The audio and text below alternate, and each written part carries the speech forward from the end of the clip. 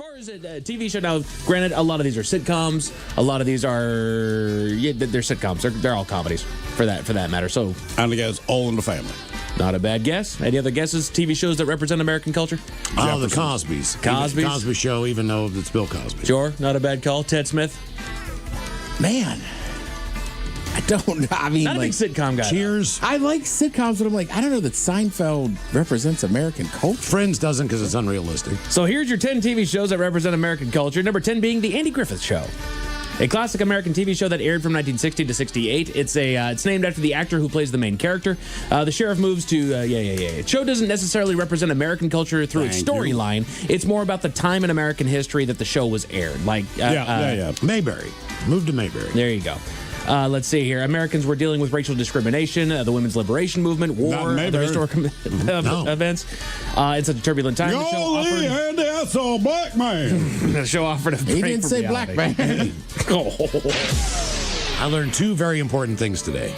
First, that my penis is not as long as a 6-inch sub at Subway. Second, I've been banned from Subway.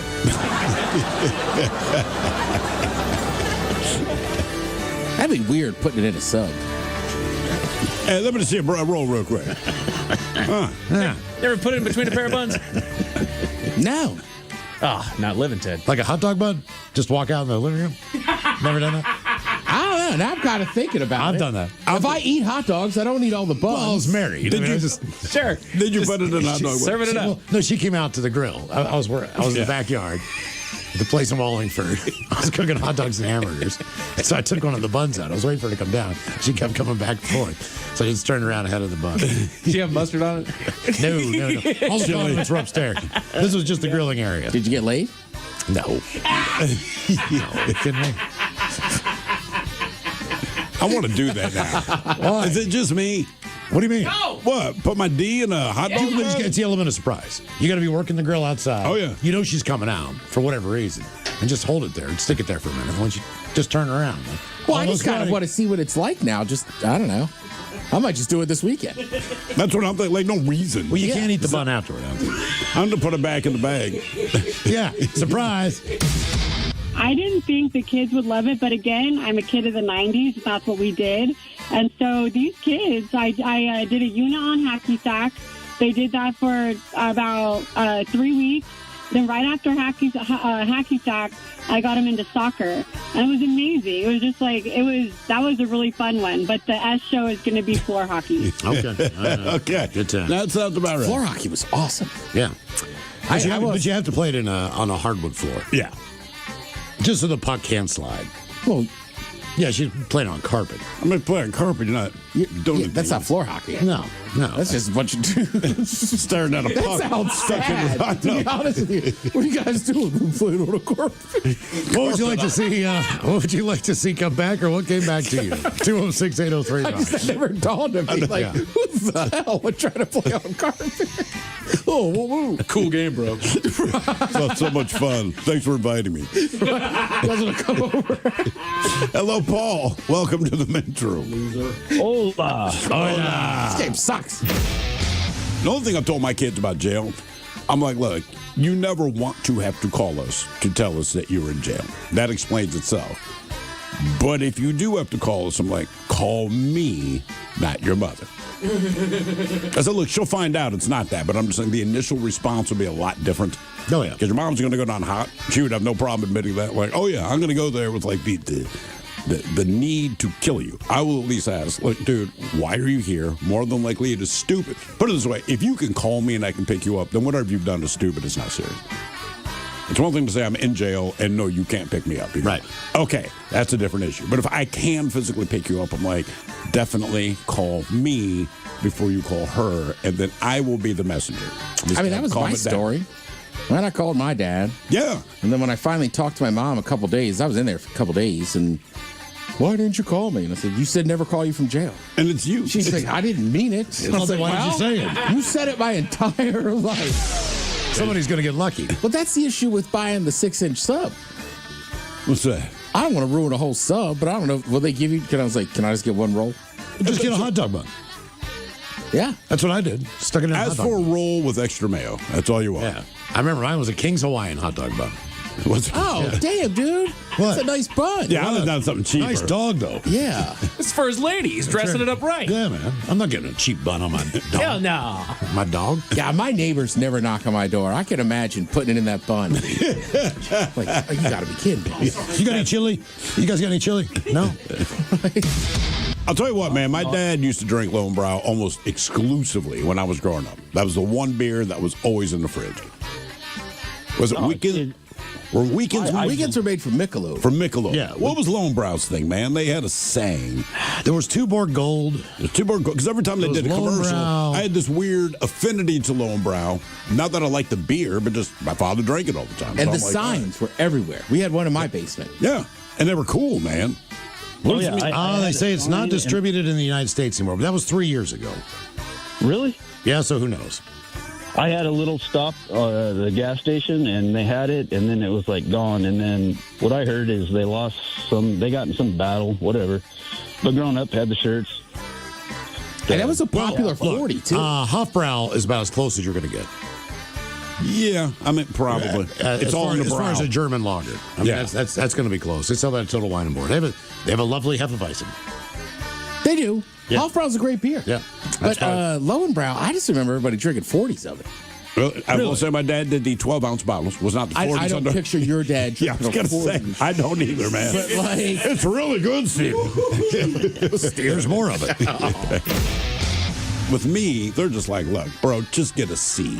If you can just get a C, we'll take you to Red Lobster. What would you like to see come back, or what came back to you? 206-803-ROCK. I'm not even kidding. My son came up to me today. He's bragging about his grades. I guess they just came out. And he had some pretty good grades. And most of them were in the 90s, which it's unbelievable to me. But he could guess my grade in math. Like, I don't know, a 90. It's like higher. Like 95. It's like higher.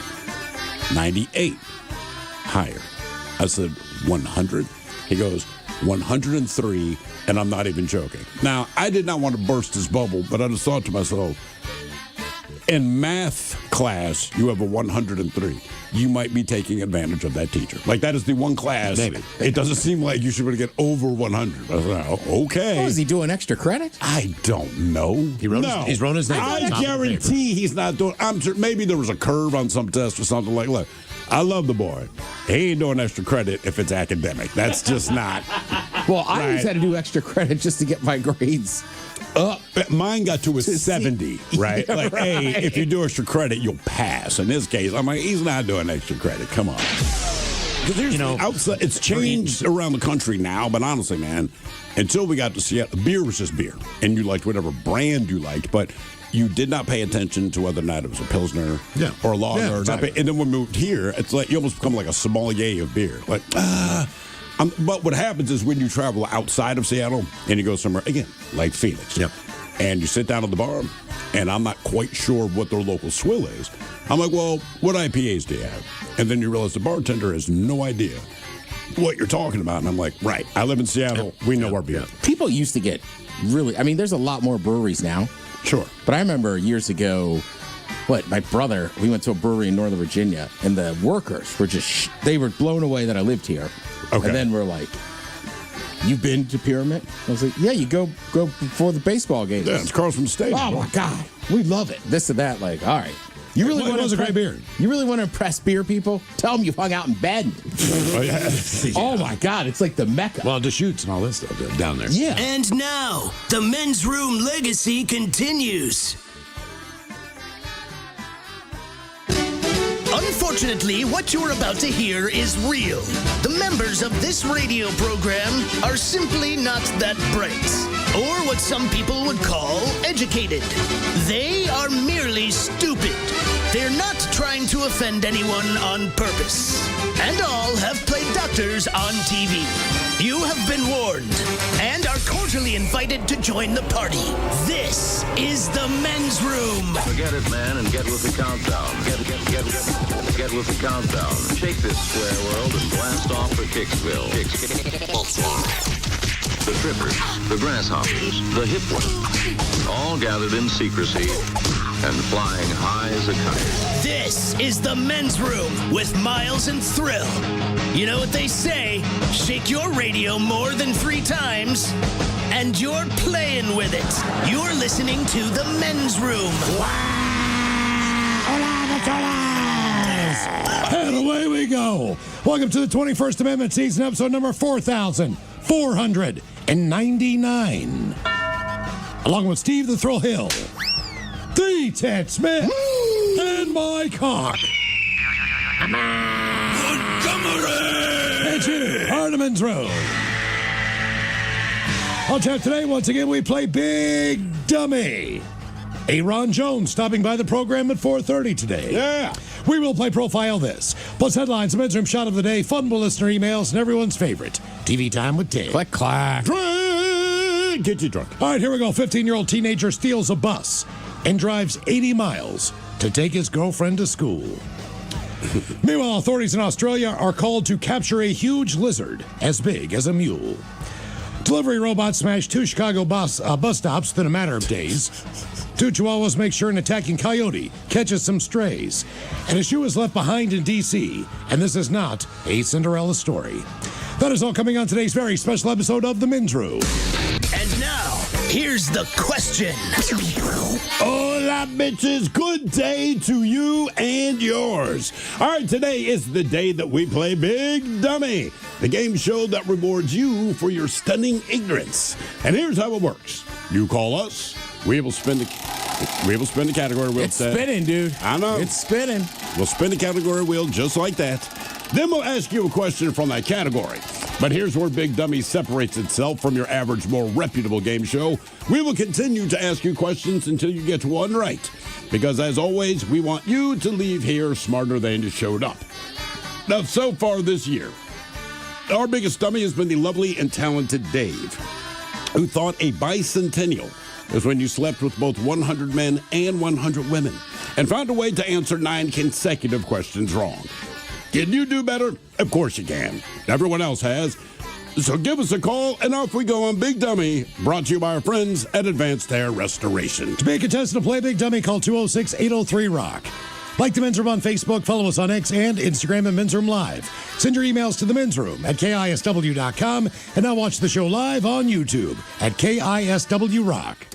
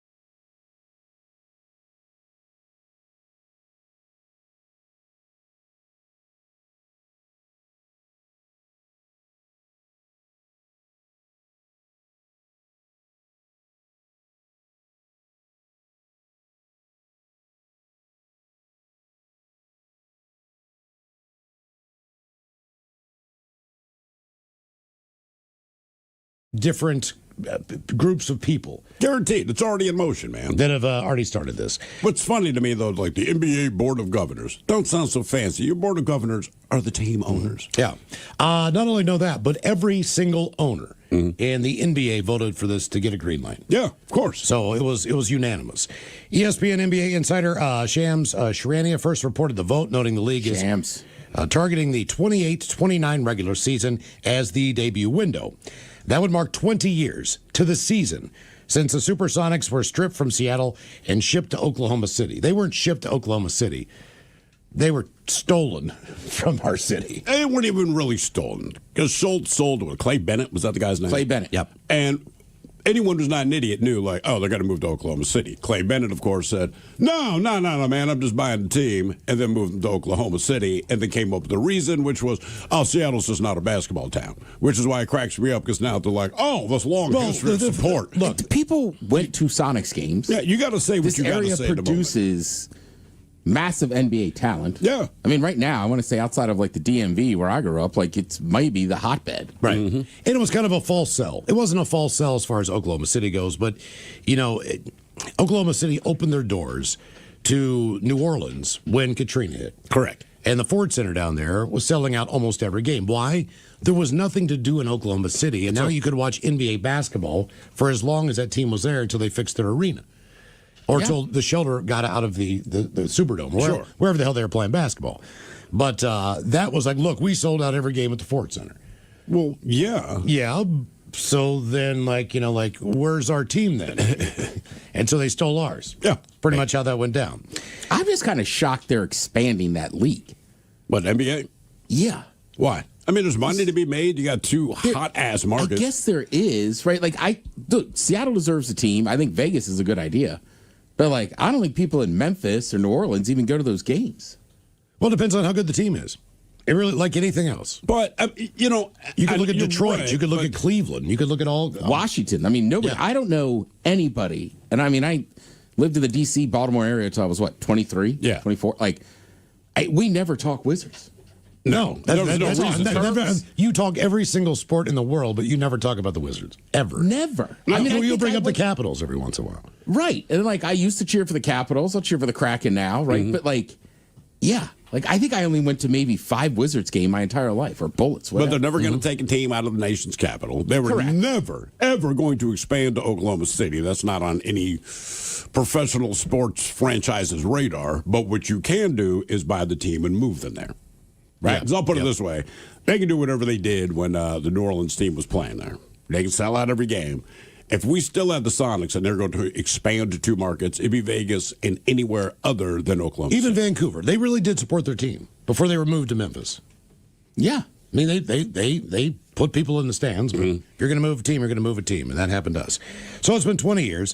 Bidding process, it's expected to generate offers in the $7 to $10 billion range per franchise. That's their way of saying anything less than that, it's not going to happen. Yeah. It's expected to. Well, you just told everyone that, so yeah. As far as bids, a front runner for the Seattle bid is already forming. The Kraken ownership group this week launched a new parent company, One Roof Sports and Entertainment, and entered an agreement to acquire additional equity in Climate Pledge Arena from the Oakview Group, positioning the organization as the arena's majority owner. Now, Climate Pledge is Key Arena, is the presumptive home for any returning NBA franchise. Where else do they think that they're going to play? They kind of screwed the guy over from... the guy that wanted to build in... Soda. Yeah. What was that guy's name? I can't remember. Chris Hansen? Yeah, was it Hansen or something like that? It was Hansen. But he bought half the port down there just to be able to provide parking and an arena and everything else. Like, hey, I'm here. I'm even going to pay for the exit ramps and on-ramps to I-5. Yeah. I'm going to do all this stuff. Mm-hmm. And I don't know what happened to that guy's bid. Hopefully, at some point, I think he's a hometown guy. So you obviously want to own your hometown team. Of course. But, Ballmer owns the Clippers. So it's not like there's any real loyalty if you can get the chance to get a team. Sure. You're just going in because you want to be a part of, being an NBA owner. But anyway, whatever happened to that guy. Don't know. They say the Sonics... That guy was awesome. Yeah, he was. He did He did events and just handed out free beers to people. Yeah. Mm-hmm. You talk about reaching out to the public. My man knew what he was doing there. Yep. And hear that Climate Pledge? Free beers. Free. Mm-hmm. I'm not saying you have to give us free beers. But my God, $16 for, 12-ounce whatever the F is just not worth it. Sonic stepped on the court in the 1967-68 season. The team brought to Seattle its first major pro sports championship. They beat the Washington Bullets in the 1979 NBA Finals. And over 41 years in the city, they reached 3 NBA Finals and won 6 division titles. So this is good news. When we got here, the Sonics were here. I did enjoy going to the games. That was great. I had never, they were my team because I had never lived in a city that had an NBA team. When we were in Baltimore, the Baltimore they didn't have a franchise anymore. No, still don't. They were the Baltimore Bullets initially before they moved to Washington. So never really had a team. So it was easy, especially with Durant and all these guys. That was great. It was fun to go to the games. Remember, he was pissed, man. He got drafted by the Sonics. And he's like, cool, because, Seattle's an actual city. And then when they were moving to Oklahoma City, he was very verbal about, I do not want to live in Oklahoma City. That is not at all why I was excited to get drafted by the franchise. Not to live there, man. No. And that would be tough. And he would still wear Sonics gear when he did. He still does. I love it. He I think still that's pimps Sonic stuff all the time. Apparently he has a media kit.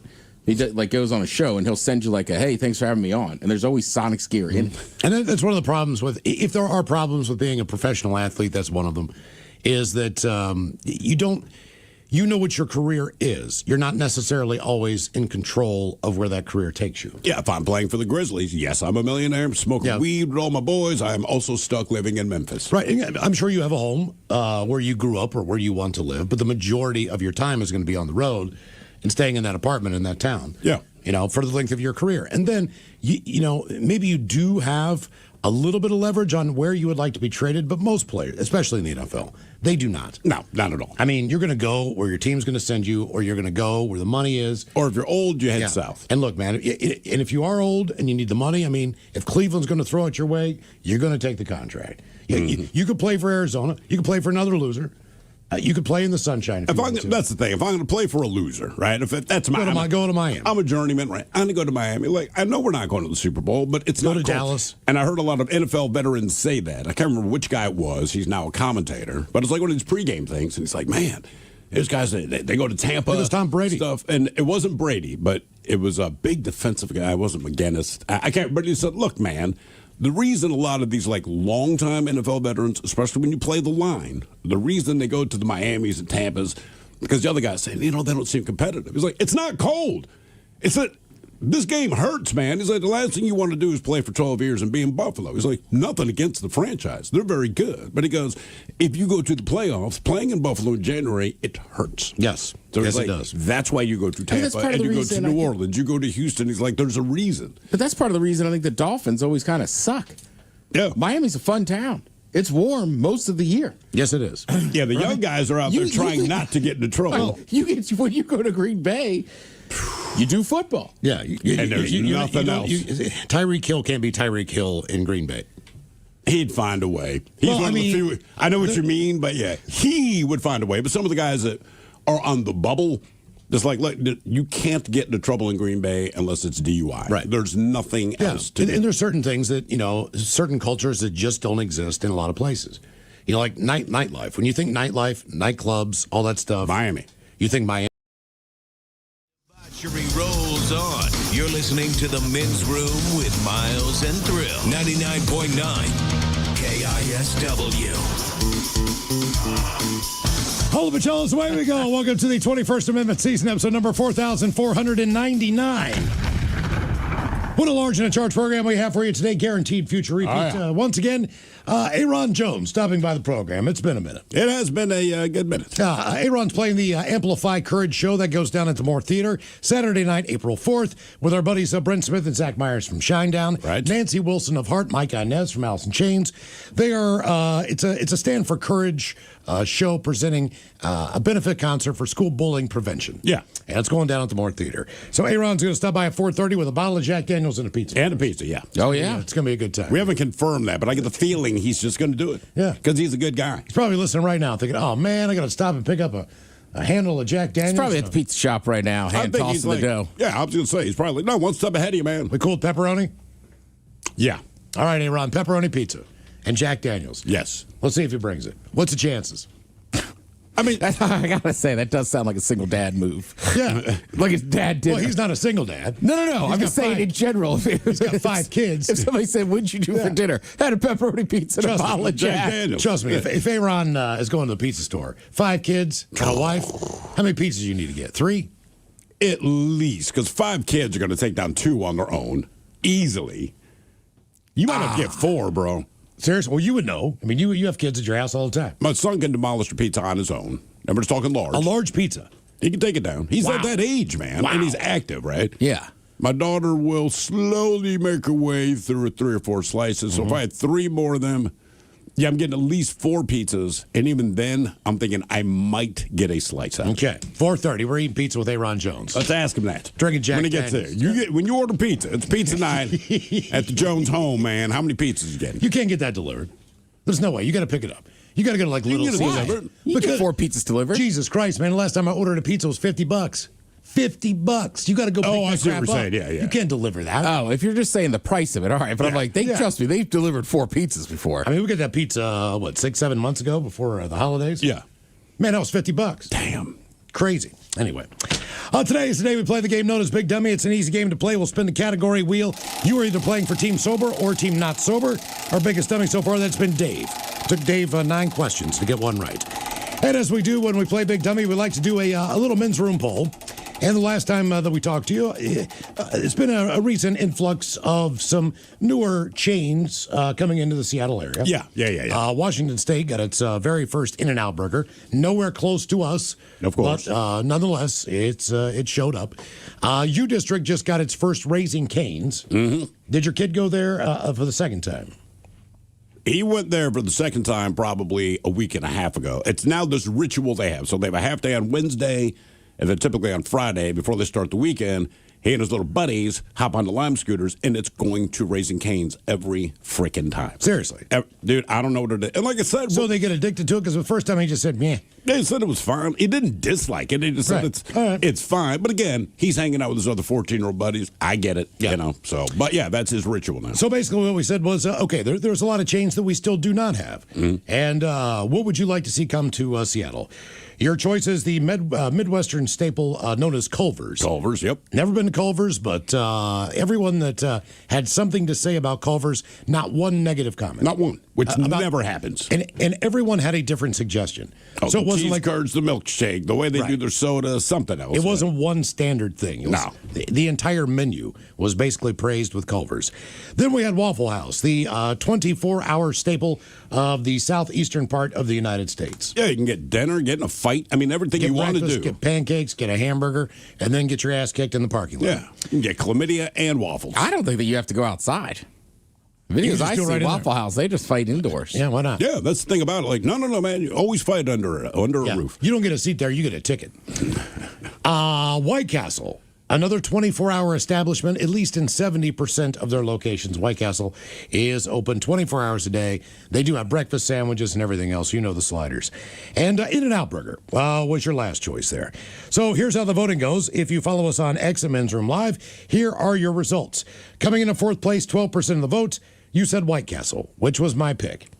After eating at White Castle a few times down in Vegas, I determined it was just way too convenient, way too easy to eat. It was easy to chew, when you're going through one of those Vegas times. Without really ever being good. No, it was just fine. It did the work. I feel like White Castle's the one on this list, though, I'd probably go to the most. Yeah, that's what I'm saying. It's cheap. It's 24 open hours. late. I don't know. Yeah, I don't know. They have more of a selection than you think they do. Sure. I mean, they got a chicken sandwich, you got a fish sandwich, you got everything else. In third place with 19% of the vote, online you pick Culver's. But if you were to look at the people who play Big Dummy, that was the most popular place. Easily. The people would want to come to Seattle. In second place, 31% of the vote, that would be for a Waffle House. Okay. And I'm telling you, anyone that puts a Waffle House in Seattle is going to make a ton of money. Yeah. You're going to kill it. Sure. It's going to be a line every minute of the day. And number one, 36% said if you could get anything, you would take In-N-Out Burger. So those are the results of last week's poll. All right, this week, we're going to delve into the world of drugs. All right. Some of you have maybe in your lifetime, probably younger, whatever, tried some type of hallucinogenic. Depending on your age, depending on what drug was going around at the time, A lot of you grew up either with acid if you're older in your 60s, or mushrooms, or if you've been on one of those psychedelic trips. If you have not, just imagine it can go one of two ways. It can be one of the best experiences of your life. It could be the worst experience of your life. It could be both of those in one trip. It could. But there is a guy named Brian Johnson, and he is a longevity influencer, and he live streams experimental mega doses of illegal drugs. Okay. He's trying to do Mega doses. mega doses. Okay. Right. Yeah. So basically, he's one of these guys who is trying to teach people how to outsmart mortality. All right. Okay. So in this case, he consumed what some call the Everest of psychedelics live on the internet. 48-year-old tech millionaire and longevity obsessive streamer streamed himself taking a megadose of 5-MeO-DMT.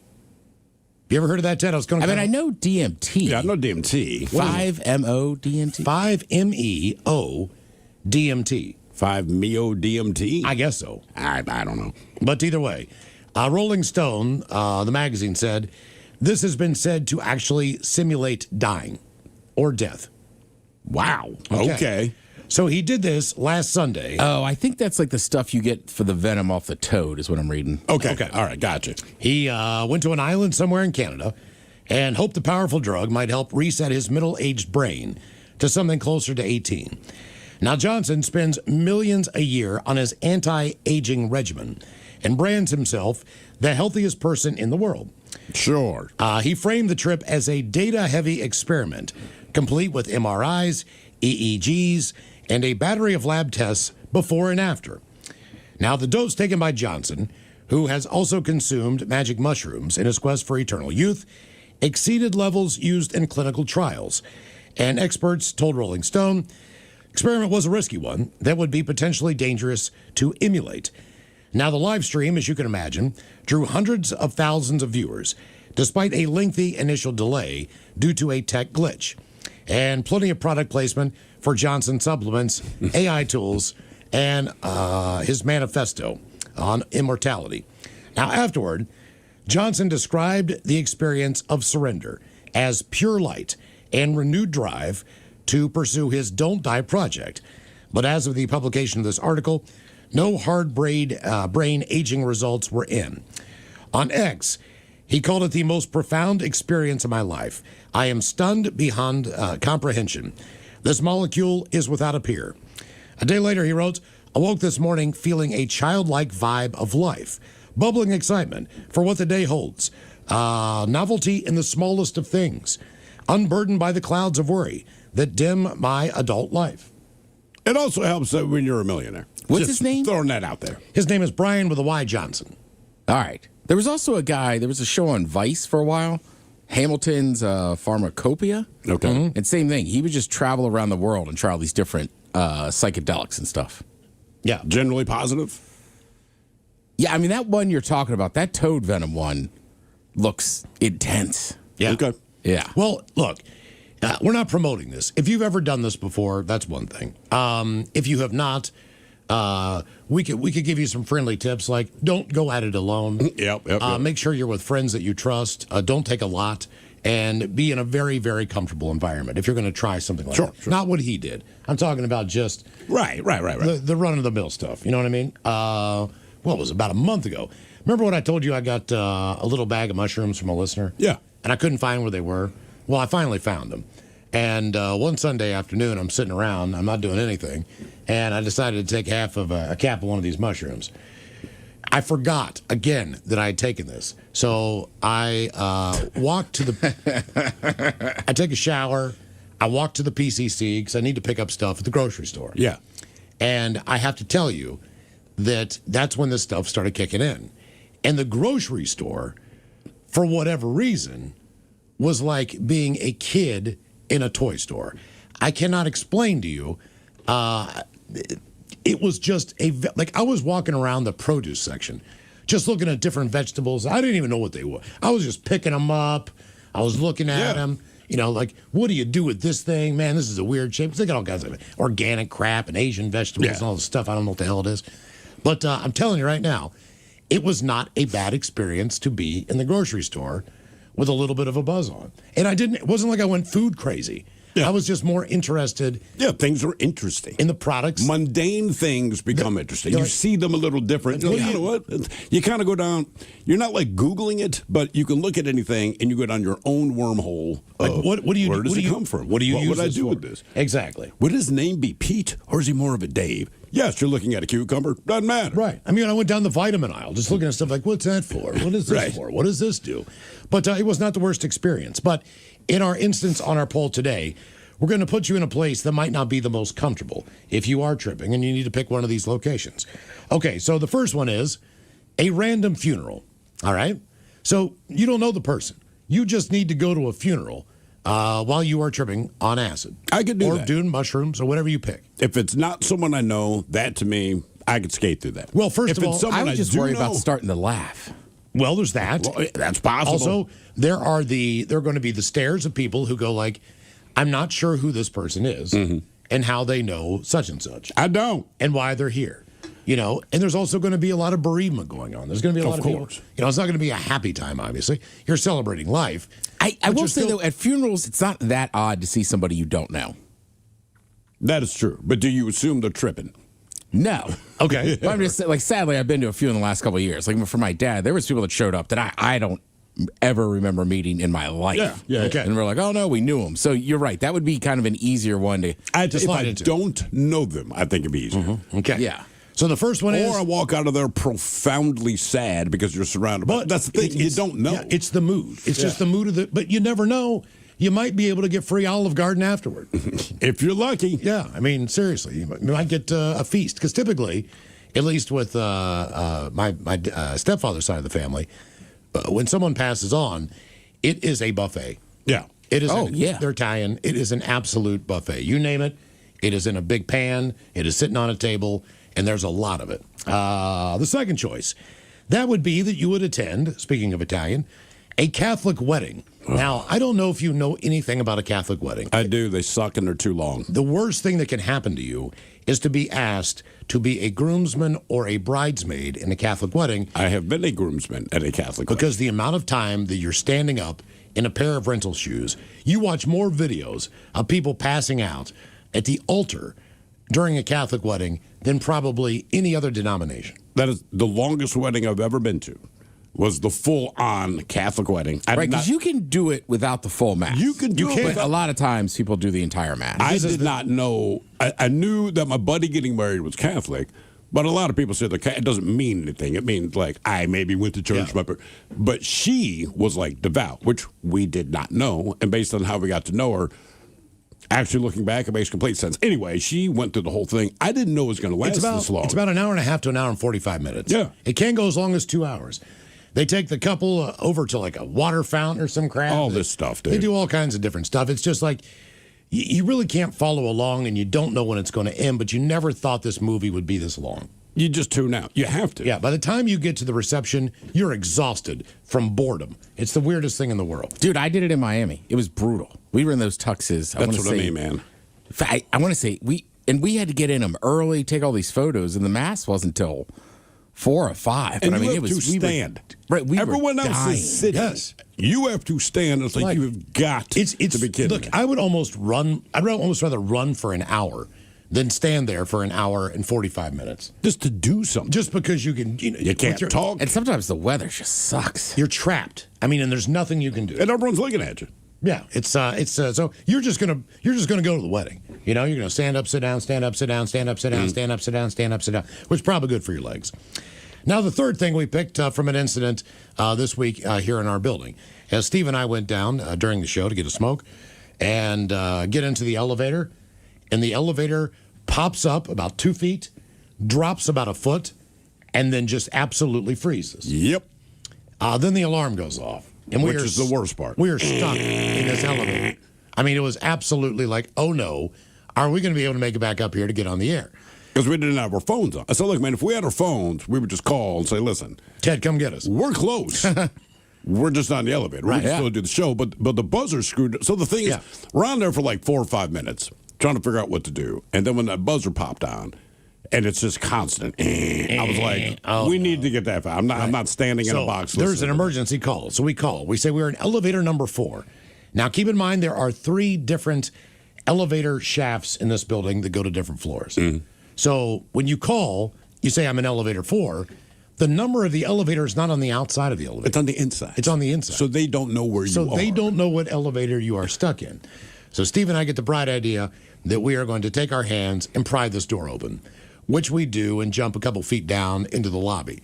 Just pull it open like, Geronimo, jump down, and the security guards are standing there, like because they can't do anything. That's the other thing. Like we called security, and I'm like, they can't do anything. They're not elevator techs, man. And the elevator closed up like a guillotine. Oh yeah, boom. So third option: you're tripping, but you're trapped in an elevator. Is there anybody in there? Maybe. Are you by yourself? Maybe. We don't know. You're in an elevator. You never know who's going to get on. And finally, you're going to have dinner with your in-laws or your significant other's parents. Whether you're whether that's the lowest on my list, man. Previous relationship, whatever your situation is, you know who these people are, and you're going to be tripping, and they're going to take you out to dinner. Oh yeah, and they're going to pick up the tab. So there's your men's room poll. Do one watch while tripping. Will it be a random funeral, a Catholic wedding, trapped in an elevator, or dinner with the in-laws? Vote now if you follow us on X at Men's Room Live.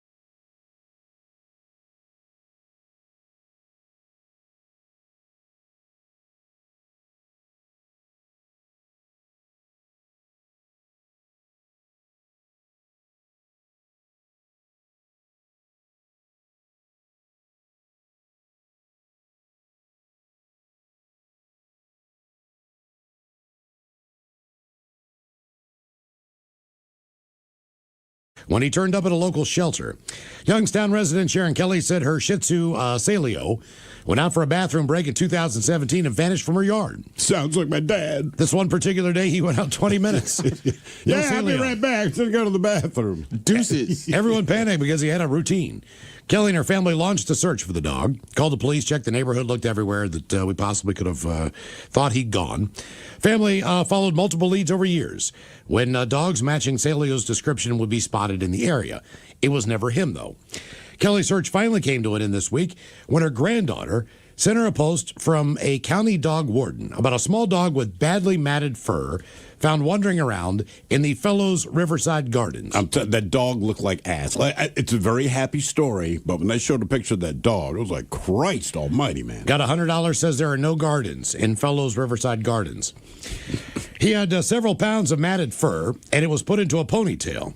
And on top of his head was a star of white fur. I knew it was my dog, especially his mouth. My dog has the ugliest mouth. It's his signature. I knew it was Shih Tzu. him. Most of them got messed up grills. They look stupid, man. And look, your dog's your dog. I love how she says her search came to an end after 10 years. I don't believe she searched for that dog for 10 years. No. I think she searched for that dog for like 3 months, and then for about the last 9 years and 9 months, she's just been sad. If you can imagine an area where where Route 2 would cross over with I-5. All right. That was basically the apartment complex that I lived in. in Pasadena, Maryland, when I lived there with my future wife and 2 cats. There were 3 major highways that we were basically in a triangle. Yeah. In the middle of these 3 major roads. And my cat got out. And it was this was my cat. This Big Kitty was my cat. And I thought to myself, okay. Why do all of your animals leave you? I'm not exactly sure. That sounds harsh. No, That this cat. seems No, like a because fair my question. wife left the slider door open, But it so he didn't could go out come on the back. balcony. We had a 2nd floor apartment, and the damn thing jumped off the balcony. Oh. I don't know if he was chasing a bird, whatever he was doing, man. He launched himself. He was gone.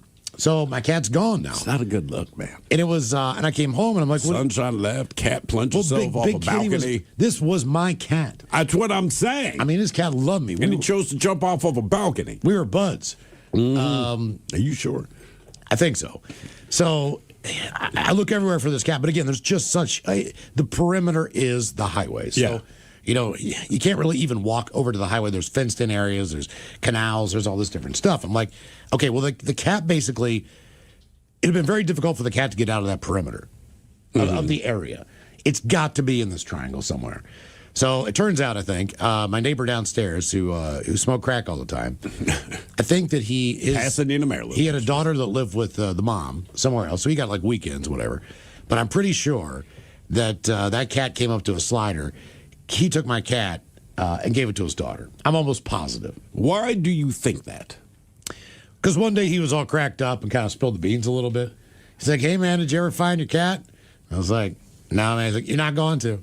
And I was like, "Well, I know that, man. It's been like a month. I don't, Yeah. It's a long hair cat." So in the meantime, Did he follow that up, or he was just? I just you could tell the way he was talking and acting that something was a little fishy. Something was definitely. You're not Was he going smoking to- crack in front of you? I mean, yeah, All the time. Yeah. Something's fishy. All the time, yeah. I go down there and just be ripping bowls, we've been watching a football game. He's just nonstop smoking crack.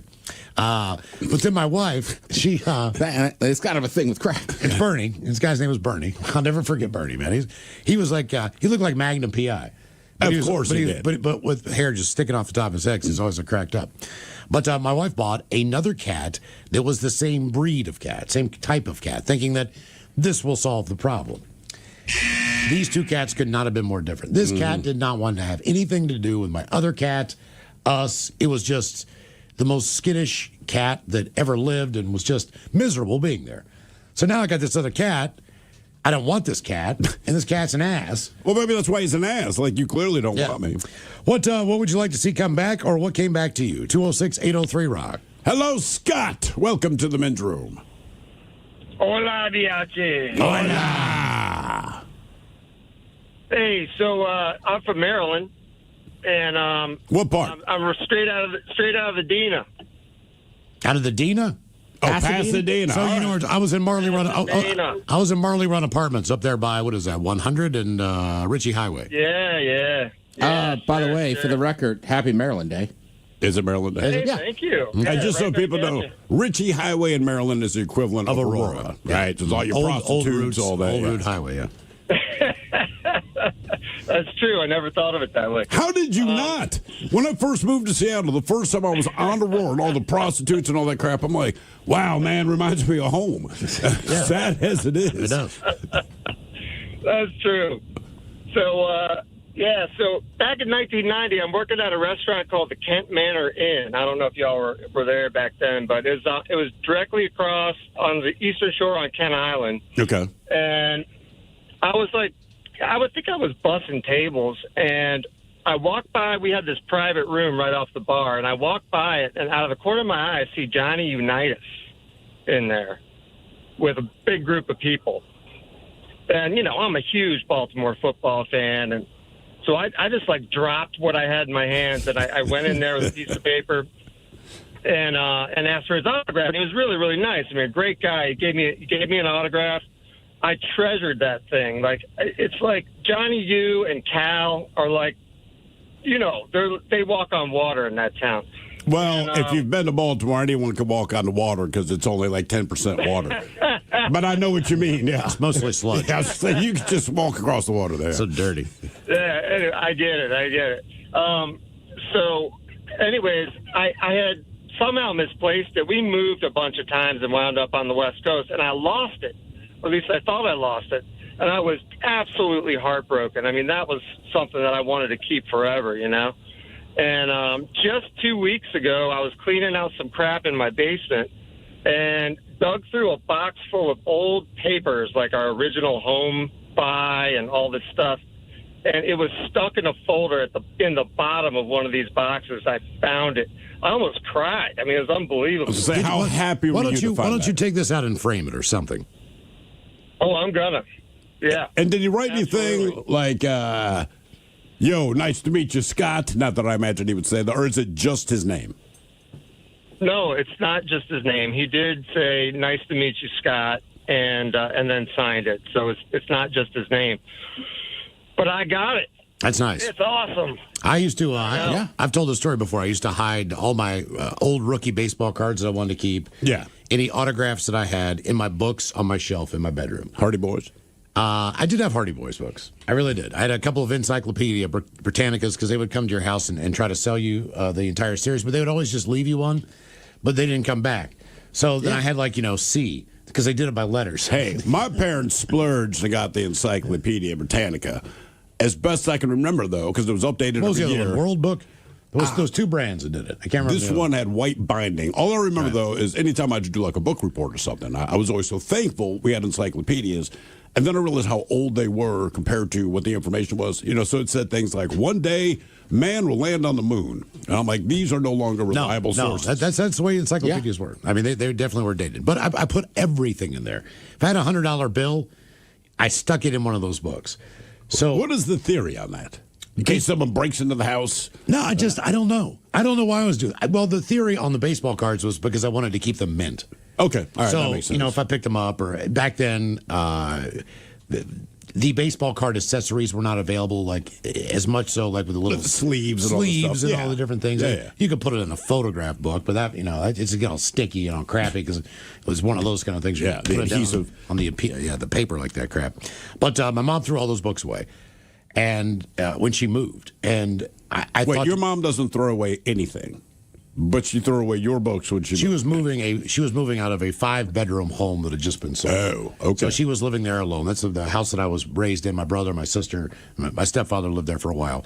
So, she was just trying to do as much as she could, and she called me at one point in time at work, and I'm like, Mom, there's nothing in there I need. Just whatever it is, get rid of it. I don't care. And then maybe a year later it dawned on me.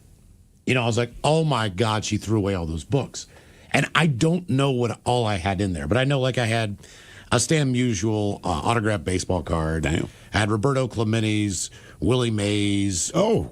I had almost all of these 71 rookies, Pete Rose, Tom Seaver, in a black card. So all those are gone, somewhere. I mean, they're thrown into either they went to a bookstore or they were taken to the dump. Did you ask her whether she threw them out again? Or it was a year later when this all dawned on. Oh, right. So at that point in time, it's just it doesn't matter. I'm hoping somebody at Goodwill's like, holy crap, man. Yeah. Right? Because I know I had one book that was just every other page was $5, $10. Because that was kind of my mini savings account. Because back in the day, you could have a savings account, but when did you ever get downtown and go to the bank? Your parents never let you access it, right? So if you got $200, it was in their name. Right. They're like, hey, we're going to put this in savings. You're like, cool. They never took you to the bank to go get you money out of your savings account. Ever. Now, as far as stuff being stolen from me, the one that crushed me was my scooter. Because it was my form of transportation. Yeah. I did not have a car. My wife had a car. She used it to go to work. If I needed to use a car when I got home or on the weekend or whatever. 99.9 KISW and KISW HD1 Seattle. Always live on the free Odyssey app. Text the guys at 206-803-ROCK from the Pinky's Plumbing Studio. You're in the men's room. Game is Big Dummy, 206-803-ROCK. Steve, who is our first contestant ready to play the big game? Hello, Justin. Welcome to the men's room. Dummy! Hola, gentlemen. Hola. Justin, you on team sober, team not sober? Team sober for now, Miles. Okay. Sober for now. I like it. All right, with our poll, though, you're going to go someplace. Fridge. That's right. Oh, do you do? Nice work. Okay, you're going to do one while tripping. Is it a random funeral, Catholic wedding, you're trapped in an elevator, or dinner with the in-laws? I'm going to go with the funeral, random funeral. Random funeral. All right. I'm right there with you, man. I just think if I don't know the person, I can get through it. But Ted did make a good point. I might break out in laughter. That's the only I feel big like worry. for the Catholic Mass, too. Just that's too much, and I'm going to laugh at some point, and that's going to be... Yeah, but the Catholic Mass, I've been to a bunch of them. Like, or the wedding, it's still a wedding. So people are in a better mood. They are in a better mood. And, like, you kind of can get away with it. Like, kids are loud, this and that. I know, but I almost feel like, at least my one experience with the full-on Catholic wedding, it almost felt more morose than a funeral. You know, a funeral, you kind of know you're sad, but typically at a funeral, everyone that speaks does not tell sad stories, right? The sad is the setting, and every story they tell is some witty anecdote, how they were funny or charitable or whatever. And then these Catholic weddings, man, like, the spirit of it is good, but everything the priest says, it just feels so heavy. And Yeah. What do you think you got a better chance of hooking up? If you're a wedding crasher or a funeral crasher? Wedding. Wedding for for sure. Okay. Dancing and like after the funeral, you'll still have food. There'll be in my family, there's coolers and but stuff. You don't drink at the funeral. You might go somewhere else. Like weddings, a lot of times, hey man, we just go across the hall. That's what I'm saying. Yeah. There will be generally there's beers and stuff in my family and food after a funeral, but it's like you're just kind of eating and drinking. But like the wedding, you have dancing. People are expected to be drinking. Yeah, people don't really dance much at funerals. Wow. And dancing, that's kind of how you get there, right? You want some corpse booty or some new love booty? All right, Justin, here is your question. It's multiple choice. C, M, S, or T. The most common first letter of a country's name is what? C, M, S, or T? Let's go with S. Got it. One and done. Nice job. All right, before we let you go, just so you know, 26 countries start with the letter S. The next is C, where 21 countries. M has 19 countries. T has 14. So C, M, S, and T, they are the four most popular. But before we let you go, let's give you a 50-50 question. True or false, the necktie was created in France? Let's go true. You would think so. The French made it popular. It was actually invented in Croatia. And I want to say the Croatian military was rocking it.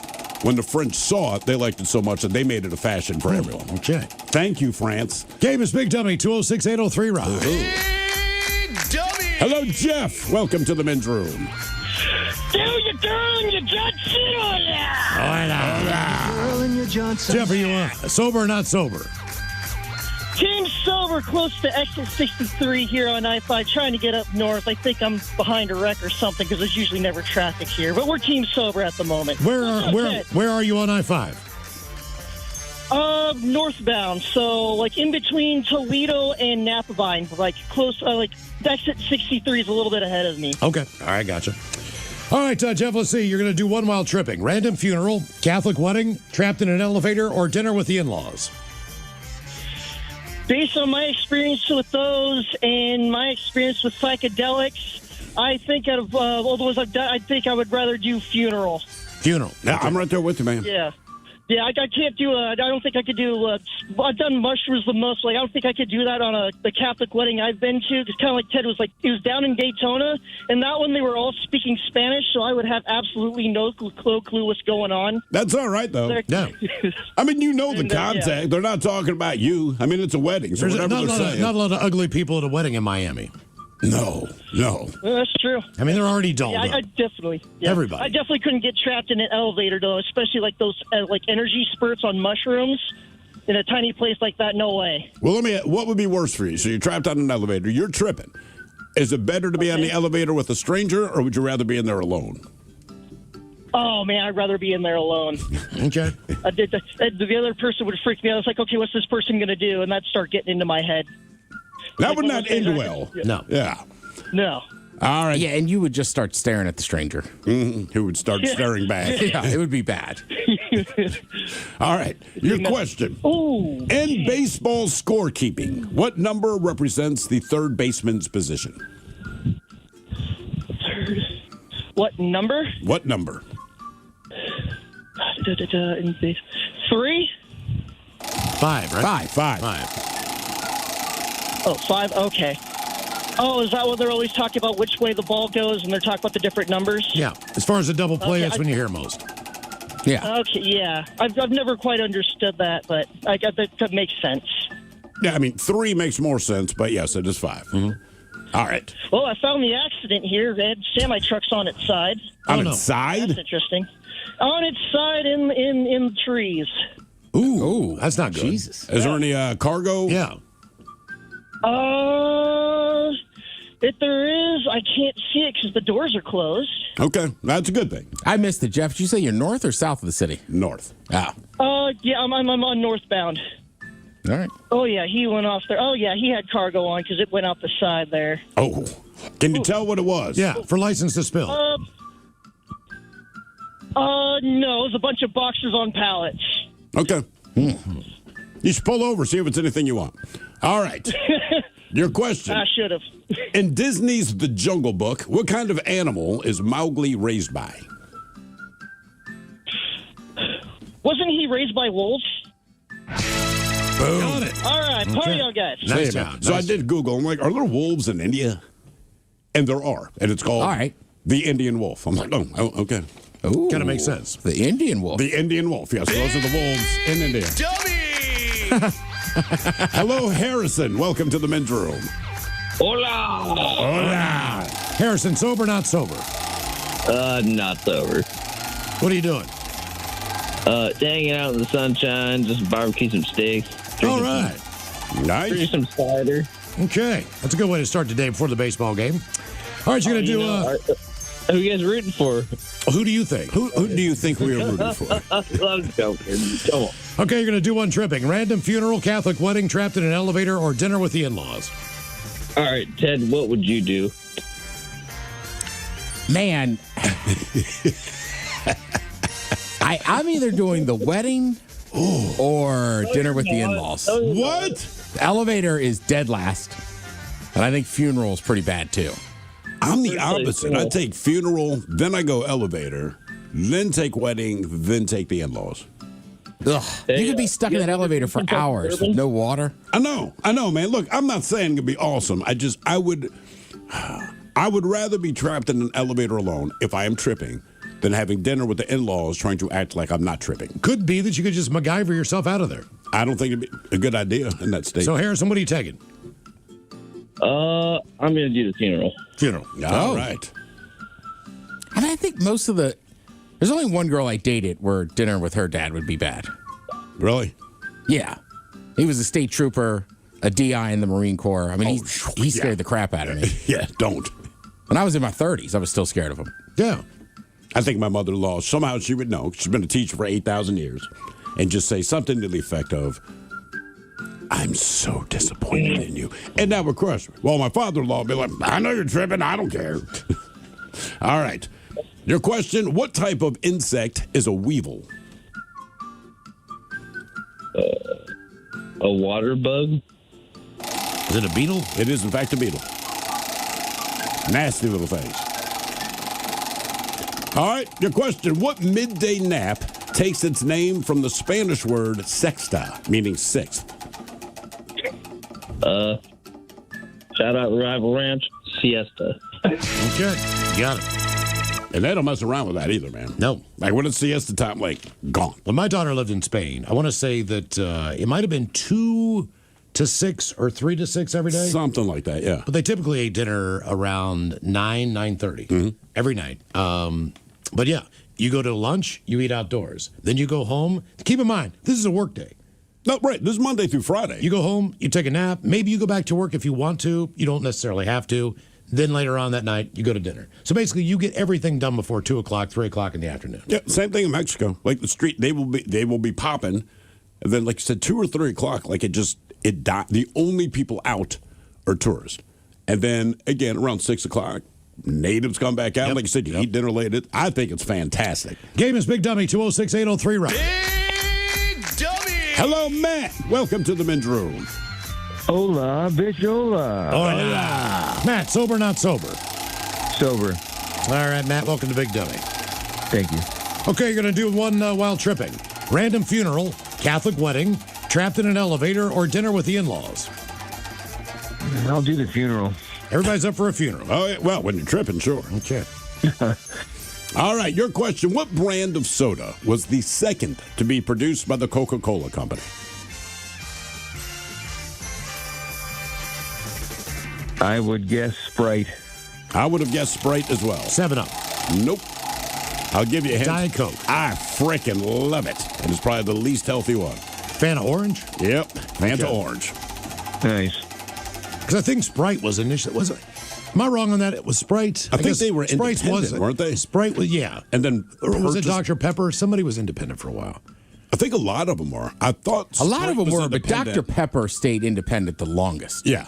Okay. Is Who owns DP them now? still? And Dr. Pepper might still be independent. It could, because they don't need anyone's help right now. They're what, the second top-selling soft drink or something? Yeah.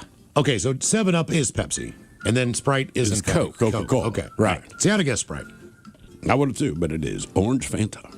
What was the question? I missed it. What was the second soda ever to be produced by the Coca-Cola Company? Oh, all right. Yeah, that's what I'm saying. I'm like, Yeah. Orange, baby, orange. you think Coke, Ted, you'll get this? I think Coke looked at Pepsi and said, we can get that market too, brother. That's I knew exactly what yeah. I mean, just, oh, I see what Pepsi did there. All right. How about some orange soda, bitch? All right. They got Sprite. We got great. All right. I mean, look, I'm a lie. I It worked. I didn't teach her in high school. She didn't. She drank an orange soda every day. That'd have been me. Mhm. All right. Your question. Green Lantern's alter ego is a guy named Hal Jordan. What was Hal Jordan's profession?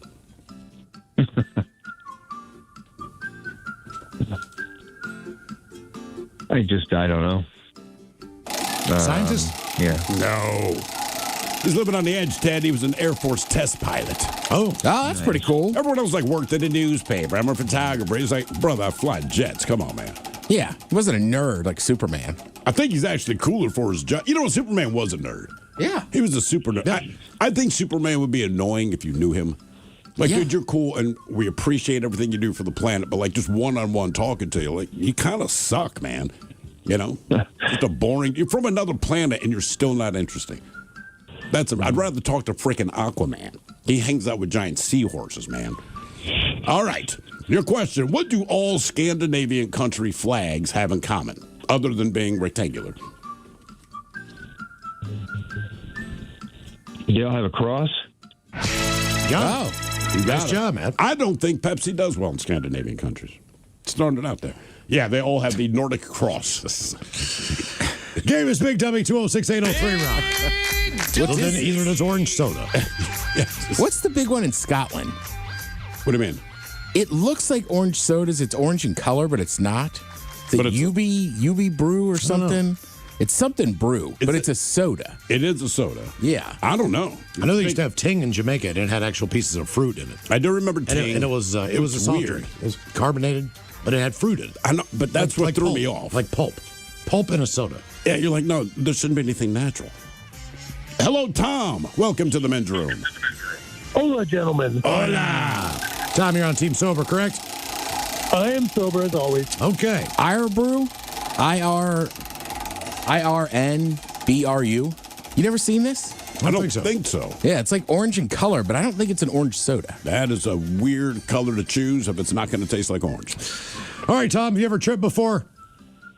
I have not, and I would take the Catholic wedding, I think. Catholic wedding. Yeah, All man. right, Tom. Well, you get dancing, you get cocktails, you're going to have food afterwards. That's the first way you should ever try it. The only issue with the Catholic wedding is, again, it's a wedding. So you're going to look out of place. At a funeral, somebody might show up you don't know that knew the person.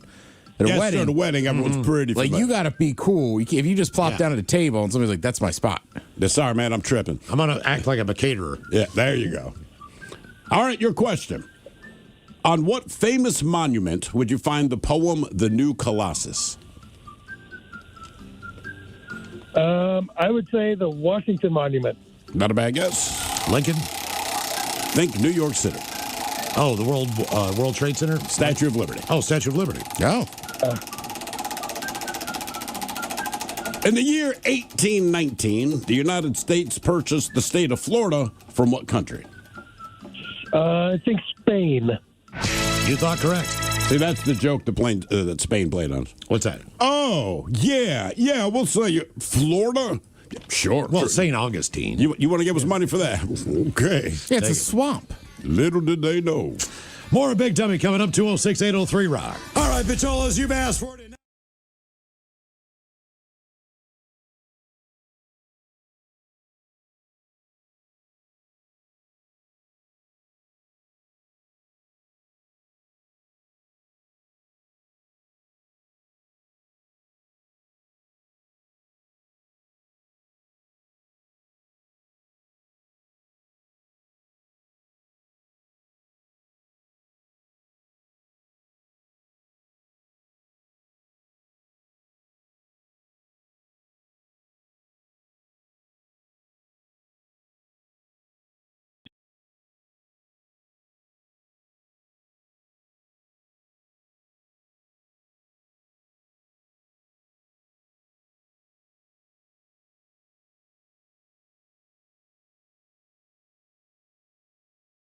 Oh, yeah. Continue.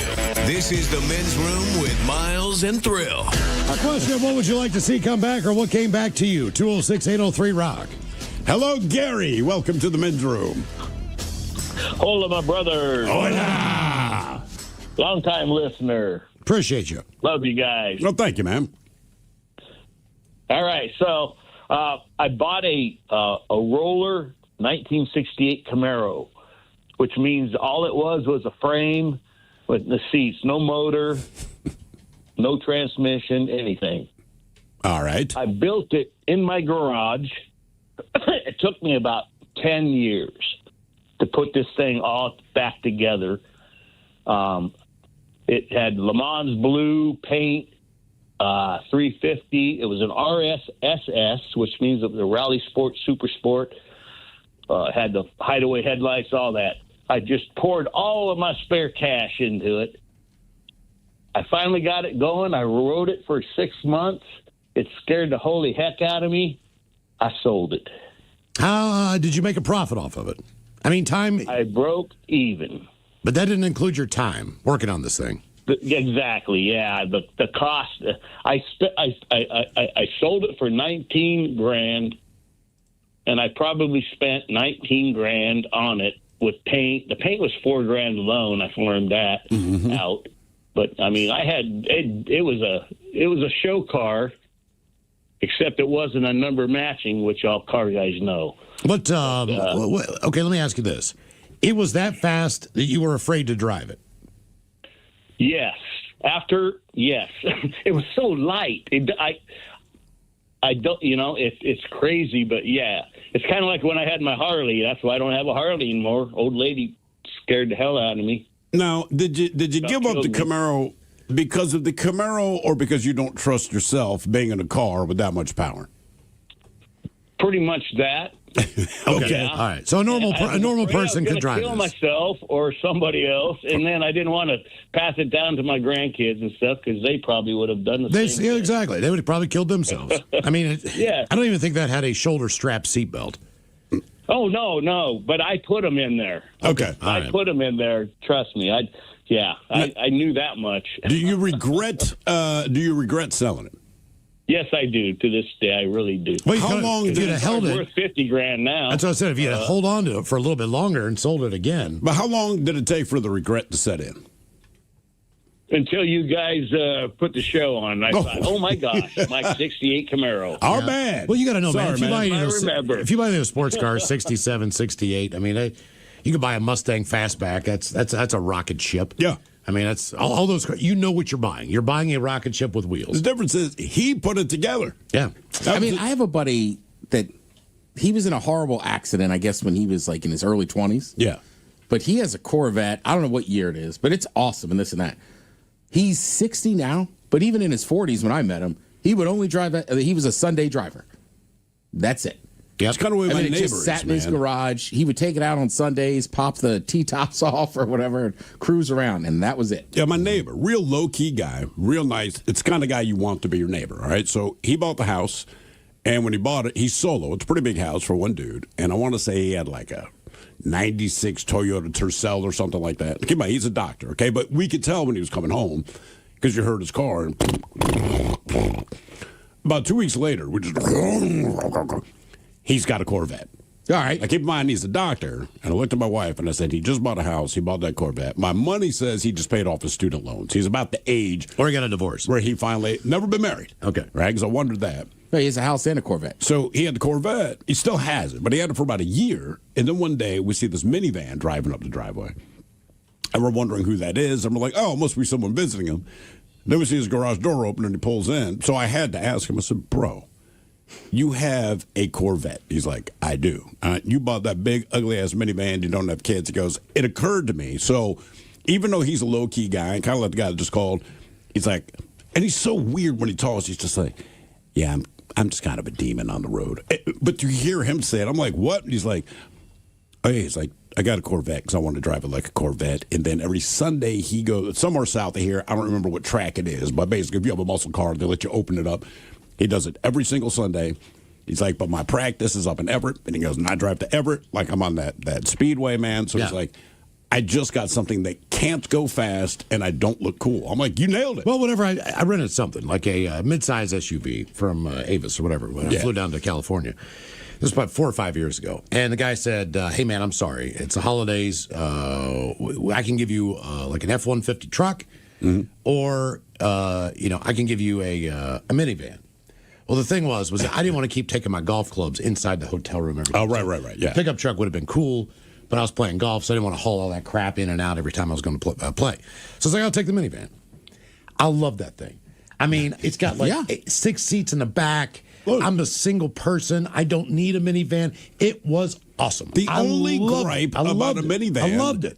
Everyone that has a minivan loves their minivan. The only gripe is that it looks like a minivan. Yeah. I'm like, look, the interior I didn't mind the way it looked. I didn't care. I was just like, this thing is great. What was it? Do you know? Well, we used to have a Vanagon and a Volkswagen bus growing up. Sure. So I'm used to being up on the front of a car that has no hood. So I kind of like that element of being up, but being able to see the entire road. Yeah. So I was like, this is just amazing. I mean, I could put so much stuff in here. I could drive across the country in this thing. Yes, you can. I'm having all these thoughts, Look, my brother had one for years, right, when his kids were younger. Man. That thing was a tailgate machine. Yes, there's that, I miss him having that. Like his truck now is much cooler. It's an SUV. It's awesome. But that thing, man, because like if I would fly to Florida, they would just drive down, and they had the coolers, the tables. I mean, it was great. Yeah. That's why we got the Escalade extended cab, right? We got it used. This thing, I mean, it's an old girl now, but we love it. Ton of room in it. It has cost me a fortune. But my wife will complain and be like, God, man, I got to take like 8 kids to wherever. And I go, because you can fit them. I said, you need to understand, when you pull into that school parking lot, you can fit all these kids. So every time a bunch of them are going to do something, that's what you drive. And so my son plays beach volleyball on Monday nights in Bellevue. Now, I haven't been over there yet. And she's like, so she called me Monday night. She's like, it's just so weird. I'm like, what? She goes, no one in Bellevue drives a car that makes noise. It's just all electric cars. And she's like, I come in basically with an oil refinery. You know what I mean? I come rolling in, the car is loud. Everyone's just looking at me. And she's like, but it's hard to walk to the front door because it's at night, right? And she's like, you don't hear these cars coming. Like every single car, you just hear like a shh. And you realize they are 2 feet away from you. So she's like, I don't know. It's just weird. We got this big ass thing in there just eating up gasoline, and everyone else has those little itty bitty electric cars. Well, they're saving the money now. Yep. What would you like to see come back, or what came back to you? 206-803-ROCK. Hello, Richard. Welcome to the men's room. Hey there. First time calling in. Appreciate you. Welcome to the show, man. Thank you. Not exactly proud of this day that happened, but your RV story reminded me of it. So there was a time I was on Occidental Street behind a bar.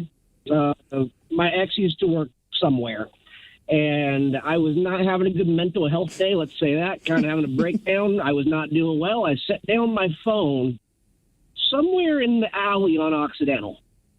It gets picked up by a homeless guy, and I end up tracking it back to his tent, and he wanted to play some games, act like he didn't have it. And as I said, I was not doing well this day. I'm a rather built gentleman who works Seattle nightlife, used to for a long time. and I may have told him that if my phone didn't appear in the next minute, that I would burn down said tent and everything in it. And phone magically appeared. Oh, really? I mean, look, man, that was my experience. Like you said, you just kind of snap. And in that moment, these are the words that come out of your mouth. And the thing is, while you don't necessarily mean it, the person you're talking to does not know that. Yeah. And it's just easier to... KISW. The shenanigans continue. This is the Men's Room with Miles and Thrill. KISW Miles Montgomery Golf Classic presented by Piggy's Plumbing is going down again this year. This year we're headed up to Redmond Ridge Golf Club. Monday, June 8th, those foursomes are going fast. So if you got your guys together, your ladies together, you want to join us for a fun day on the links, head to KISW.com. Reserve your foursome today. Our grand prize winner, by the way, heading up to see Guns N' Roses Black Crowes in Vancouver, BC. That includes Amtrak for 4 round-trip tickets, also hotel accommodations for 4, so you get 2 double rooms, and, of course, you get your tickets to the show. Which is so the whole foursome can go up and enjoy Guns N' Roses and the Black Crowes. Those foursomes available now for a limited time at KISW.com. All right, the game is Big Dummy. We do have a couple of texts I want to get to real quick. Dr. Pepper is owned by Keurig. Those are the guys that do the coffee people. The coffee pods. Huh. It says, guys, I work for Coca-Cola. Dr. Pepper is independent. But in some markets, Pepsi has the license to distribute. I have heard that. Okay. Fanta was created during World War II for soldiers abroad. Correct. Imbrew, the stuff you were talking about, Ted, the Scottish one, is Iron Brew. And Earn is pronounced kind of like Earn. And they have great commercials, the guy says. So it's Earn Brew? Earn Brew. Okay. And then finally... But what is it? I mean... what flavor? Because you said it's not orange soda, The but it's thing orange. I read said it's kind of hard to describe, but I guess it's closer to like a cream soda. Okay, I'm down with I don't know. It's like basically after Scottish whiskey, that is their national drink. Oh, damn. Yeah. And this one's going to make me cry. The cargo on the side of the road on I-5? Yeah. Boxes of shrimp. No, that really? From Jamie and the driver. Get down there and get those things. I mean, I would as fast start as you can. snatching it up. See if they'll give them to you, man, and take it home. Get some road shrimp. I mean, seriously. Road shrimp. Game is Big Dummy, 206-803 Rock. Big Dummy! Hello, Corey. Welcome to the Men's Room. Montgomery! Voila! Corey, sober or not sober? Team Kentucky Bourbon as usual. Ooh. Oh, man. What Kentucky bourbon do you drink?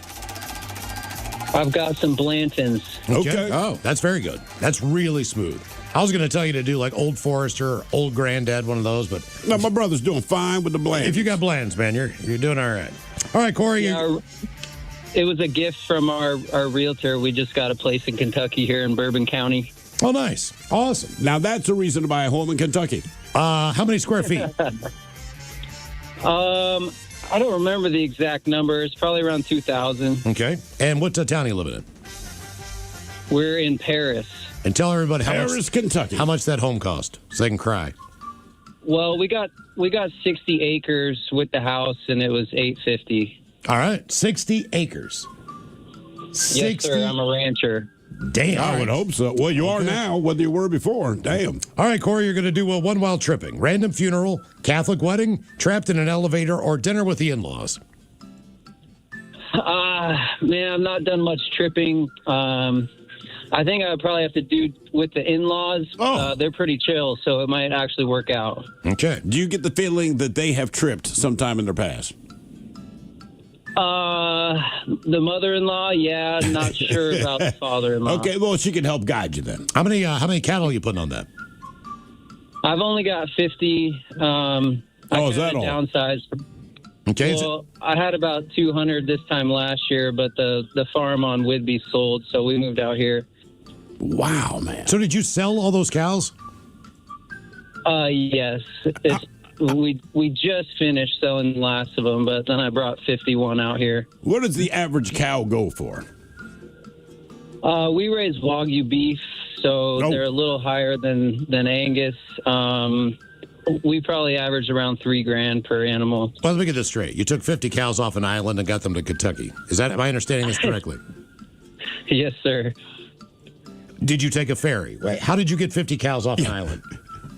Well, Whidbey's got the bridge on the north end, so we had professional cattle haulers take the cows out here. So these cattle have been across the United States of America? Yes, sir. They drove across, and then my buddy Harrison and I took a horse trailer with 100 chickens and 6 sheep and 4 dogs and 2 cats and 23 ducks and a bunch of other stuff. Where do you stop? Yeah, is that You know, Motel 6? Yeah, like we got to spend the night somewhere. Where do you go with that kind of cargo?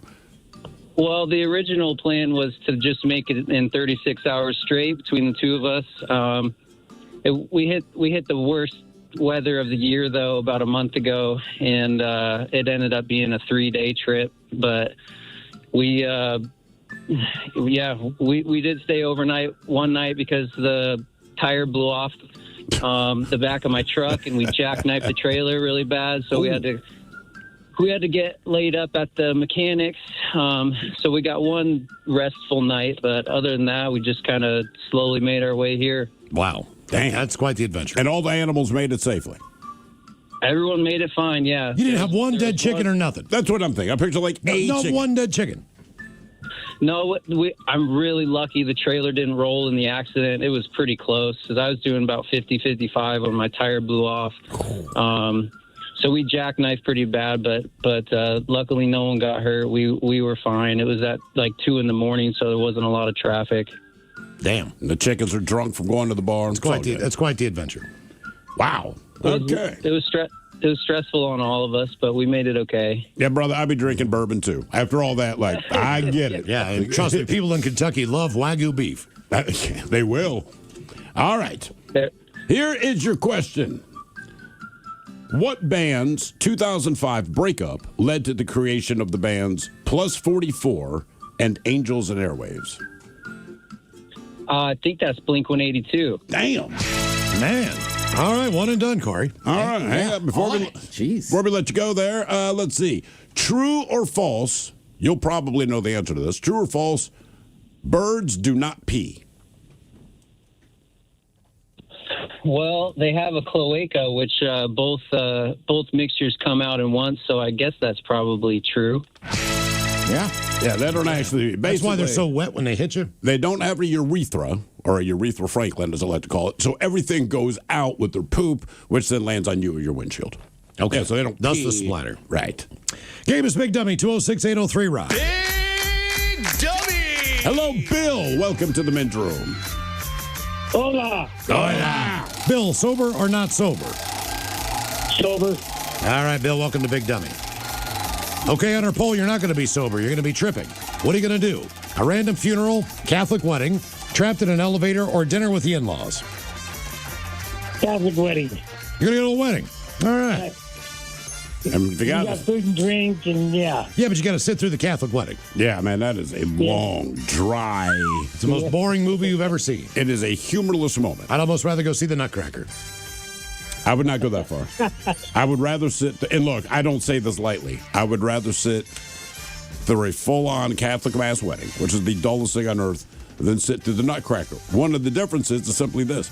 Even at the Catholic wedding, as long as it is, and it just goes on, and I understand what's happening. Yeah, but you can also still get a beer at the Nutcracker. Can you? Dude, come on. But You wait, gonna You drink? can't. The wedding's not that long. It's like an hour and a half, isn't it? But the Nutcracker. how long is a Nutcracker? I know there's an intermission. You left it Then too long. intermission. Oh, yeah, I did. Can I only get a beer at intermission if I'm watching the Nutcracker? Like, in other words, can I get up in the middle of the You get it performance? beforehand. I don't think you can take the drinks in. Oh, then I'm doing the wedding. Yeah, Okay, screw all that. Never seen the Nutcracker. Good. I see the commercials every year that they play. Lets me know it's Christmas time. They have the exact same Right. footage. For the 20-some years I've been here, I'm pretty sure it's the exact same Okay. footage. Nutcracker is 2 hours and 3 minutes with one intermission.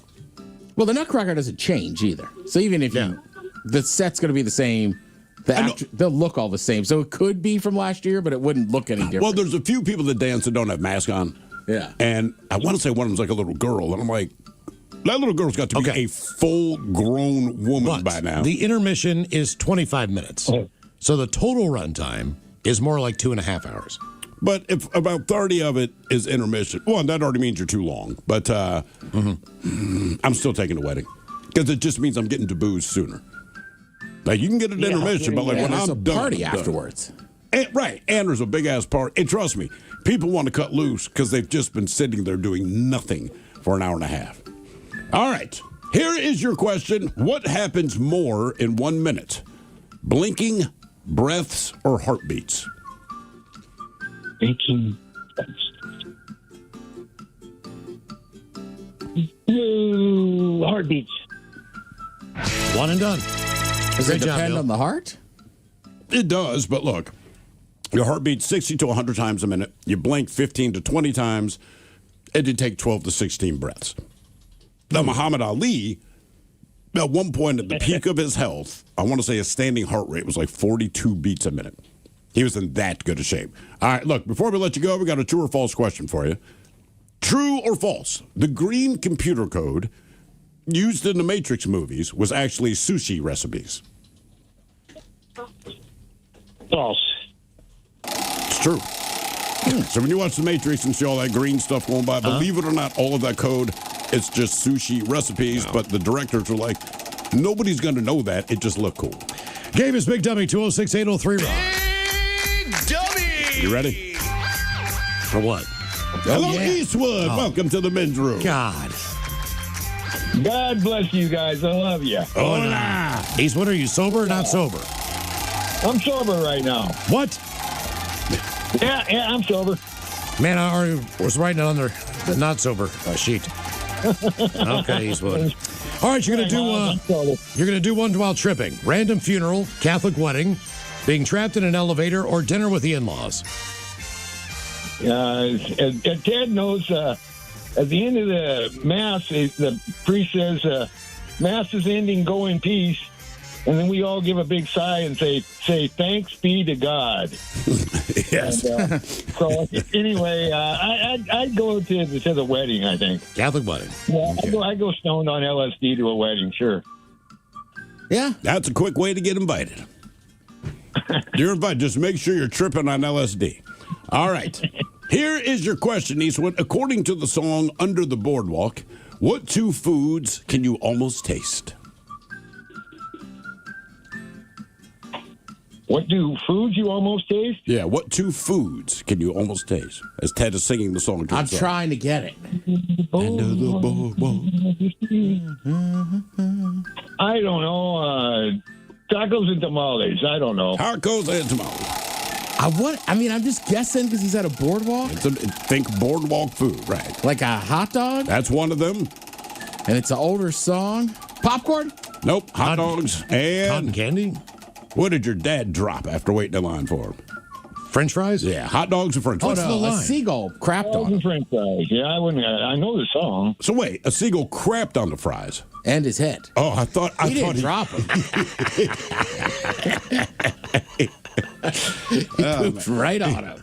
All right. Did they give him a free replacement fry?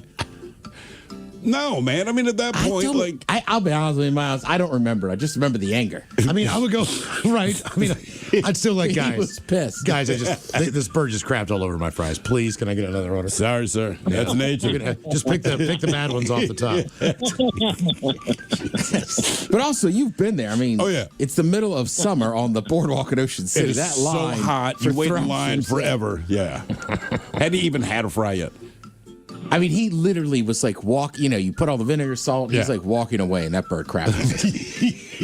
I do understand more now where he's coming from, because he would just get a bucket of those fries and be like, here's some money, go do what you want. Right. And he would just sit there and eat those fries. Okay. Your question, Eastwood. In 1903, what ingredient was removed from Coca-Cola? Oh, well, that should be an easy one. I believe that is cocaine. You got it. What a bummer. Yeah, I know. I wonder what the original, they could recreate the original recipe. I guarantee you they could. I'm just curious what the buzz would be. Yeah. So does that mean it did not have caffeine, or did it have caffeine and also have cocaine? I don't know. And the fact that and I understood they had to remove it, right, for federal regs and all that. But to your point, I've always wondered, because the whole thing is you drink it and you got a jolt. That was the idea, right? Yeah. So now we own the Coca-Cola company. The government just told us legally we have to remove the thing that gives our drink punch. Do you think they just did the research and said, look, load it with caffeine, man? Well, who did they buy it from? You got to keep in mind, though, we know Coca-Cola because it's a soda now. Yeah. But there was a ton of those like elixirs and this and that. Because it was what, red wine that and hit the market. cocaine, I believe, initially. Well, I mean, but I'm saying, don't think of it just as like like they were just over-the-counter medicines, and they all had that stuff. I want to say Dr. Pepper was also an elixir. Ketchup was quote-unquote an elixir when it came out. What is it saying about the... It says the company now uses a cocaine-free extract of the coca leaf. But back in the day, I'm just curious, where in the hell did they get the cocaine? I'm sure you just had farmers. You're going to farm anything until the government tells you it's illegal. And as we know, there are still people that farm it. So just like getting sugar cane, I bet you they got it from the Caribbean. Like, look, we're buying your sugar. We also know that you guys are growing a coca plant. We need some of that too, right?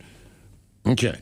According to the New Zealand Herald, Coca-Cola produces as much as 3 billion in pure cocaine every year and sells it to one of the world's largest opioid manufacturers in a deal with the U.S. government that has recently been renewed. So wait, so they can produce cocaine and then they sell it to the opioid manufacturers. The cocaine byproduct is then sold to the largest opioid manufacturer in the U.S. Part of a numbing agent. Okay. Well, yeah. Apparently so. Game is Big Dummy 206-803 Rock. Big Dummy!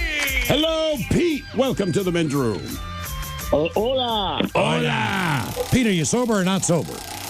I am stoned and on my first drink. Oh, good for you. Nice. All right, Pete, you're going to do one wild tripping. You're going to go to a random funeral, Catholic wedding, be trapped in an elevator, or dinner with the in-laws.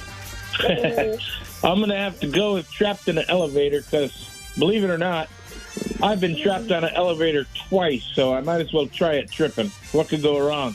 How long each time? Not very long. One time I was at work. I used to work at Honeywell years ago, and I went to the cafeteria. I got my cheeseburger and french fries and got in the elevator to go down to my floor, and the elevator got stuck. So I grabbed the phone, and I'm sitting down in the elevator with a tray with food that I'm eating on the phone, the elevator phone, and unbeknownst to anybody, especially me, the elevator slowly drifted down to the next floor and the doors open. There was like 4 people standing out there looking at me like, what the hell are you doing, man? Hanging out, eating my lunch, man. It had to look crazy. I have to admit, I'd be a little surprised if the doors open. There's a dude sitting on the floor eating his lunch. The second time I got on an elevator, it was a big club party. The entire elevator, wall to wall, corner to corner, people, all brothers from my club. And I was like the last one getting in. And I looked at everybody in there and I said, this elevator's going to get stuck. So what do you think I did? I got in. The elevator got stuck, and it got stuck between floors, and the doors opened. Oh, yeah, that's a weird... Do you climb up or do you jump down? Oh, this one guy freaked out, man. He was like, I got to get out of here. I was like, no, you're going to get cut in half. Yeah, no kidding. Yeah, but bro... He said, I don't care, and he jumped right through the opening, man. It was crazy. Wow. Little Geronimo! Man. Damn. All right, Pete.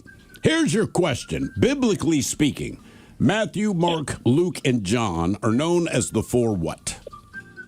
Repeat the last of that, please. Matthew, Mark, Luke, and John are known as the 4 what? Woo! Oh, God. No pun intended. But something to do with the Bible. I have no clue. The 4 horsemen. Apostles? That's what I thought. Not the apostles. They are the evangelists. Oh, yeah. But they were always writing to the Corinthians. Yeah, there you go. And that's it. They were the evangelists. Letter for Paul. God damn it, not Paul. Paul wasn't one of them, man. It's Matthew, Mark, Luke, and John. Mark, Luke, and John. Paul kept writing just crappy letters. Like, yo. But he never sent them. We got to kick you out, right? Paul, you were sending damn letters, man. Right. Matthew's on letter 5. Hey, can I relay a message to you guys from one of my friends? I don't know if you'll remember. Sure. He said, tell him the guy who thought humans died when they went to sleep while he was on mushroom says hi. I vaguely remember the guy calling in. Yeah, he asked me to tell you guys that. All right, your question. A man by the name of Audie Murphy. He received every military combat award for valor in the Army. What ward did he serve in? World War II. Got it. All right, nailed that. Damn. Game is Big Dummy, 206-803 Rock. Hello, Brock. Welcome to the men's room. Hola, bitches. Hola. Brock, sober or not sober? I'm sober. I'm slinging boxes today. All right, Brock. Boxes of shrimp. Our men's room poll, you're going to do one while tripping. Random funeral, Catholic wedding, trapped in an elevator, or dinner with the in-laws. I'm going to do, I actually did one of these. It wasn't trapped in the elevator, but I was tripping on shrooms, and I got trapped in a car. And so I think I'll do the elevator. How did you get trapped in a car? So I was up at college at Central Washington, and it gets really cold in the winters. And we went out to get something out of my buddy's car. Me and him were tripping on shrooms, and we get into the car, and the car was frozen. But we were able to get in the trunk, or the back hatch, and once we got in, the hatch closed, and then we couldn't get the doors unlocked. So what is it like tripping, being stuck in a car? Well, the windshields were frozen, so it was, we were just laughing and having a good time. We had a good time, actually. It took us like an hour to figure out that if we started up the car, then the stuff would melt, and then we could get out. Yeah. So. Okay. That was my next question. I got one quick question for you. Yeah. The foursome, you putting any singles together for that? Because I can't get 4 guys together. You know what? I think you only sign up for the foursome. I think you got to find those guys. Yeah. Yeah. All right. Your friends suck. Let them know. Mm-hmm. All right. Here's your question. What does the TV network abbreviation CBS stand for? Continental Broadcasting System? Columbia. Columbia Broadcasting System. Dang it. We only know because we used to work for them. That's literally the only reason I know. All right. Question number 2. Kind of still do. Yeah, oddly enough. What is the liquid component of blood called? Plasma? I'll give it to you. Plasma. Okay. Close enough. Yeah, plasma. More of a Big Dummy coming up, 206-803 Rock.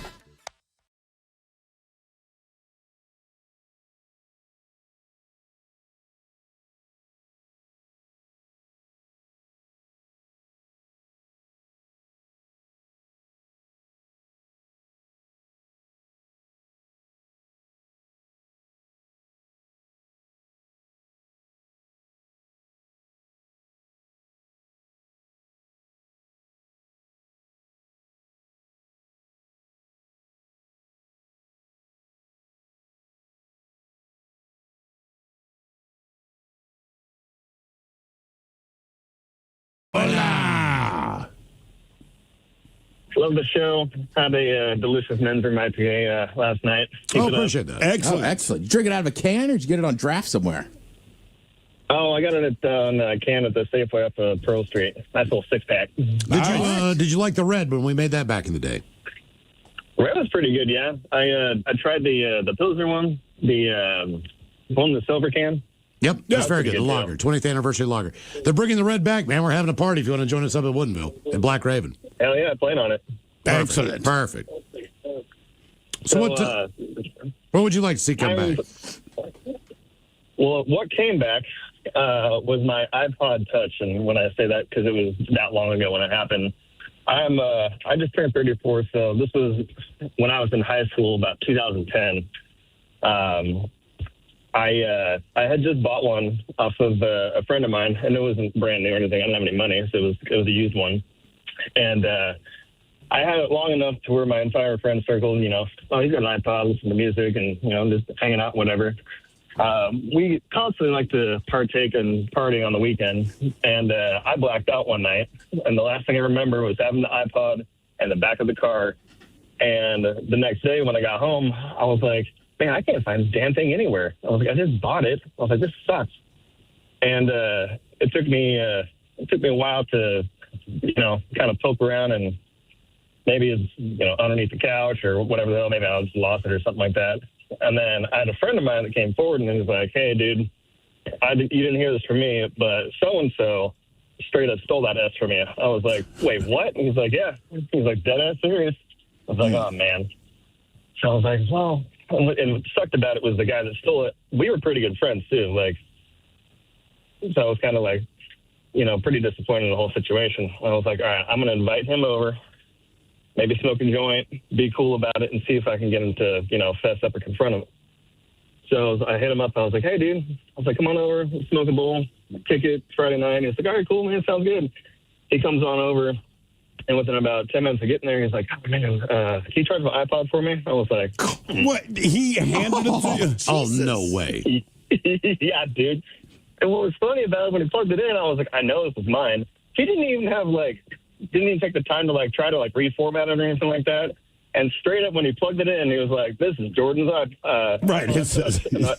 What did he say? I looked at him. I was like, really? I was like, really? He's like, oh, I'm like, straight like ghost face. He's like, I'm so sorry, dude. Brandon told me to do it. I was like, whatever, man. Get out of my house. Was that the last time you talked to him? It sure was. All right, well, Yeah, should good have work. been. He could have robbed you blind at your house every time you were there. I like that smooth. Hey, man, plug this in for me. Yeah, there you go. How dumb you gotta be? That dumb. That you know dumb. you stole it from the guy. Right. Man, I'll tell you what, that's what I wish would make the comeback, the iPod. And yes, everyone in my family makes fun of me for it because they're like, just put music on your phone. I'm like, I don't want it on my phone. I just want it on the iPod. They're like, why do you care? I'm like, because the phone's distracting, right? So I see plenty of people, they're listening to music, I know, but then they just start staring down at their phone. And I'm like, I don't want that. I'm just not someone who stares at my phone a lot. And I'm like, but if it's out to listen to music, I know I will waste my time on the phone. I just want the music. That's all. And no one has to borrow it for anything. Like, we're on the plane all the time. Like, the iPod was perfect. Right? My wife will put music on her phone. So every once in a while, she'll just give me her phone. I'll listen to music. But inevitably, she needs her phone for something. Because it's her phone. I'm like, this is my point. There Find the iPod, no one's bugging me, man. People are blowing us up on this party. This party is at the Men's Room Return of the Red. That's Saturday, April the 11th at Black Raven Brewing up in Woodinville. We'll be there from 2 until 5. There you go. Saturday afternoon. And a lot of people asked for that to come back, right? We got back into the beer game. That's exactly right. You guys should bring back the red. In fact, when we announced the IPA with Black Raven, 2-3 years ago, I remember somebody said, oh, you guys are putting out an IPA. What is it, like 2005? Like, would you like us to do a Pilsner that dates back to 1638? Like, that's the stupidest effing argument. I'm like, right. What beer style should we do then if you're making fun of that, for Christ's sake? But, yeah, people want Well, to no one's going to be happy with the beer style because everybody's got their own style that they prefer. And if it's not theirs, like for me. Then what you did was stupid. I like, there's certain beers that I really, really like. Some I don't really like so much. I'm not the biggest fan of a sour beer. No, I don't like sour beer. There's a handful of beers. But for the most part, I can enjoy any given beer at any time of the season. Well, Hefeweizens, I think, is the thing that turned my corner on drinking craft beer. That was like my introduction. That was like Pyramid. That was like my California roll. Yeah, because here's the outside. It's changed around the country now, but honestly, man, until we got to Seattle, beer was just beer, and you liked whatever brand you liked, but you did not pay attention to whether or not it was a Pilsner or a lager. Yeah, exactly. And then when we moved here, it's like you almost become like a sommelier of beer. Like, but what happens is when you travel outside of Seattle and you go somewhere, again, like Phoenix, and you sit down at the bar, and I'm not quite sure what their local swill is. I'm like, well, what IPAs do you have? And then you realize the bartender has no idea what you're talking about. And I'm like, right, I live in Seattle. We know our beer. People used to get really, I mean, there's a lot more breweries now. Sure. But I remember years ago, my brother, we went to a brewery in Northern Virginia, and the workers were just, they were blown away that I lived here. Okay. And then we're like, you've been to Pyramid? I was like, yeah, you go before the baseball games. Yeah, it's across from the stadium. Oh, my God. We love it. This and that. Like, all right. You really want a great beer. You really want to impress beer people? Tell them you've hung out in Bend. Oh, my God. It's like the Mecca. Well, Deschutes and all that stuff down there. Yeah. By the way, tickets are available for that party at KISW.com. I know the new originals are playing for sure. I believe so. And your ticket also includes a 6-pack of the Return of the Red to take home with you. So that's all included on the deal. And those tickets are on sale now at KISW.com. All right, question, what would you like to see come back or what came back to you? 206-803-ROCK.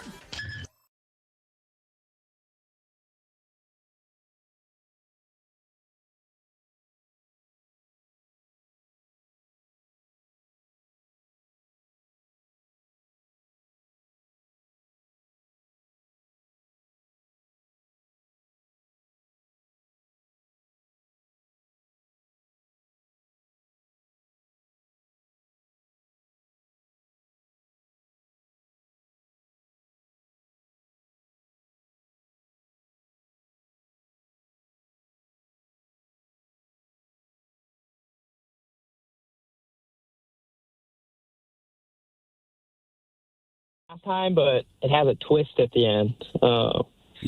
When I was 16, it was during the Snowmageddon in 2018. I know I'm pretty young, but we were at a friend's house, and we all were stuck there. We had some new people there that we didn't usually hang out with, but I was pretty well known for losing my phone, so I lost it, of course, and I didn't really think much of it. But then I had a buddy start saying that he was missing stuff too, like he was missing a vape. I think like a bag went missing too. Mm-hmm. And me and him started to realize that it might be this new guy taking stuff from us. So we made a little plan. My buddy and him went on a walk, and I was in the house alone, and he left his bag there. So I'm like, I got to see if it's in the bag. I open the bag. Boom, there's everything in there, vapes, phones, and all this stuff. He ends up coming back to the house, and we confront him about it. And one thing leads to another, and he's running out of the house all beat up. We didn't like it very much. And he's running down the road, and we decide to chase after him, but he ends up calling the police, and I got arrested out of that. You got arrested because he stole your crap? Yeah, he stole my crap, and I got arrested because I assaulted him. And then I confessed to it. Oh, look, I'm not going to lie to the cop. I'm going to be like, I beat the crap out of that guy because he stole my stuff. Stole my crap, man. Look, if he wants to arrest me on that, you take me to jail. So, did the charges stick? Did they end up dropping them or what? So, I got in handcuffs. I admitted what I did. And I ended up going to jail for like 2 hours or something that night. And then I was just completely honest with them. And they let me out. My dad picks me up, and a couple months go by, and the charges were dismissed. Okay, that's sort of. Now, what does your dad say when he picks you up?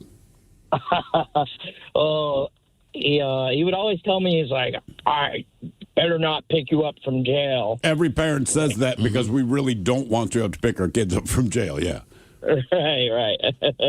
And but after I told him the story, my dad was always the type like to defend yourself. You know, he always told me that. So once he realized it was for theft, he didn't care. Yeah, I was going to say that's pretty much every dad's. Was it just you against this guy, or did you have multiple people jump him? So my buddy was like, "Dude, let's jump him."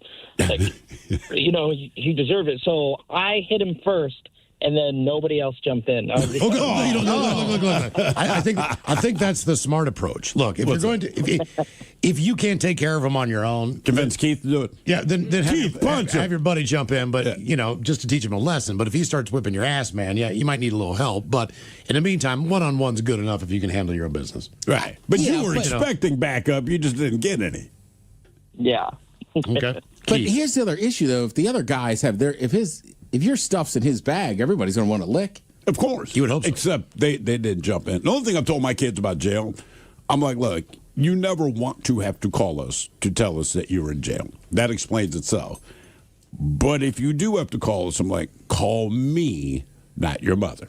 I said, look, she'll find out it's not that, but I'm just saying the initial response would be a lot different. Oh, yeah. Because your mom's going to go down hot. She would have no problem admitting that. Like, oh, yeah, I'm going to go there with, like, the need to kill you. I will at least ask, like, dude, why are you here? More than likely it is stupid. Put it this way, if you can call me and I can pick you up, then whatever you've done is stupid. It's not serious. It's one thing to say I'm in jail and no, you can't pick me up. You go, right. Okay, that's a different issue. But if I can physically pick KISW HD1 Seattle. Always live on the free Odyssey app. From the Pinky's Plumbing Studio, you're in the men's room. Text the guys at 206-803-ROCK. Hey, Ron Jones coming on the program 4:30. Bringing us Jack Daniels and pizza, pepperoni pizza specific. That is a nice thing to do, man. I don't know why, man. He's just a hell of a solid dude. Oh, no, he really doesn't have to do that. By the way, you can get sausage on half. But he does not have to do that. Feel no obligation to do that and get a handle. A handle of Jack Daniels. Yeah. It's really cool. Aaron Jones on the way at 4:30. Right after the game known as Big Dummy 206-803-ROCK. Hello, Zach. Welcome to the men's room. Big Dummy! Hello, Zach. Liquor and whores. Liquor and whores. Zach, are you on team sober or team not sober? Sober. All right, Zach, welcome to Big Dummy. Okay, our men's room poll. You're going to do one while tripping.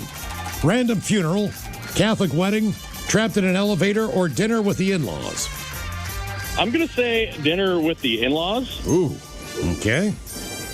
Why? I think it's like they're a really good time, and they'd probably do it with me. Oh, all right. All right, you won. Yeah. All right, Zach, let's see. Here's your question. What was the Nickelodeon game from the 1990s that introduced covering contestants with green slime? I want to say SpongeBob. No. Double Dare. Double Dare. Yes, indeed. SpongeBob didn't come out till like 99 or 2000. Oh, really? Make them feel bad, Ted. Yeah. All right, just got it wrong. We got to rub it in. Well, SpongeBob's old. Or not as old. I don't know.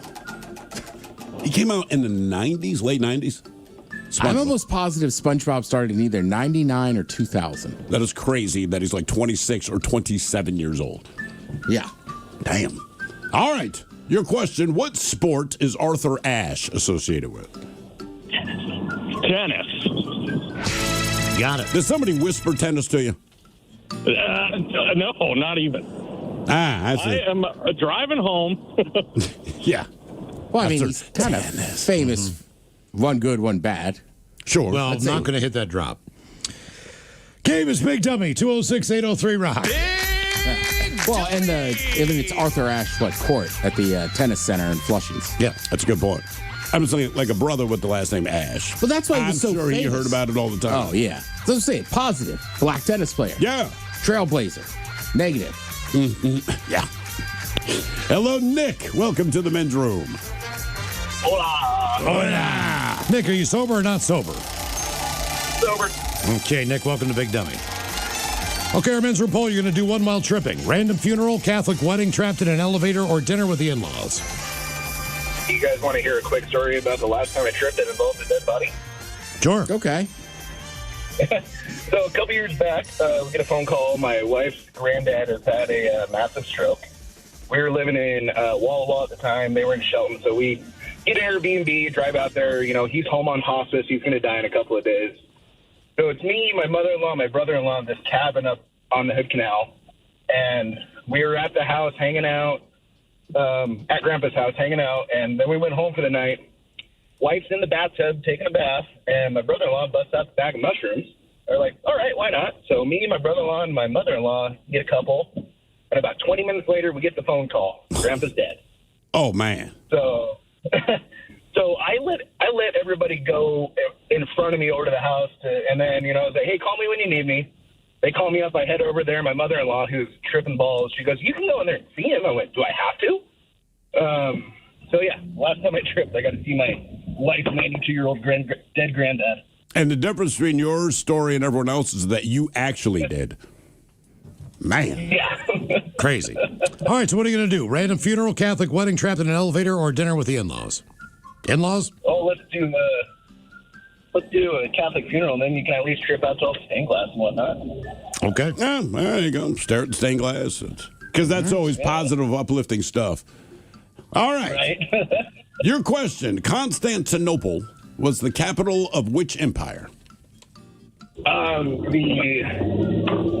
wasn't the Turkish Empire, the Ottoman Empire? See, that's what I thought. That's what I thought. The Roman Empire. Oh, yeah. Well, what's Constantinople now? Is that what's the place in Turkey? Istanbul? Is it Istanbul now, I believe? I think. All right. Yeah. That's probably why I thought it was the Ottoman Empire. Because that was I'm like, who doesn't know this? I'm like, oh, me. I don't know. All right. Your question. Suriname is a part of what continent? Asia. That'd be my guess. Africa. South America. I know. Something about the name does not sound South American. When you hear Nam, I just think Asia. Oh, yeah. What Spanish explorer conquered Montezuma and the Aztecs? Constantine. No idea. Cortez. Cortez. Cortez. The straight up. All right, Nick, your question. Zen Buddhism places importance on proper care of what kind of plant? Sorry, can you repeat that? My phone cut out. Zen Buddhism places importance on proper care of what kind of plant? Yeah, right. Mm-hmm. No idea. Think about it. Just I'll let you Plant think that about you it. got to concentrate on, and you got to take time with it and trim it. Manicure it all the It's time. in your house. Oh, the tiny tree. Yeah. It is the It tiny is a tree. tiny tree. Wax What's on, the wax name of off. it? Come on. Man, I am blanking. Paint You the know fence. the tree. You have seen it a million Come times. on, Danielson. Oh, man, what do they call that? I'm blanking. I hate to do it. Oh, sorry. Yeah. Bonsai. Bonsai tree. Bonsai. All right, question 5, Nick. Question number 5. How many sides does a trapezoid have? 8. 4. Good. I'm on fire. Why does any word that ends in zoid sound stupid? Like freakazoid? Yeah, trapezoid. Well, come on, man. Dumbass name. Zoid. All right, Mike, no helping. Yeah. Who played Gandalf in the Lord of the Rings trilogy? That one old dude with beard. Yes, it was an old dude with a beard. Sir?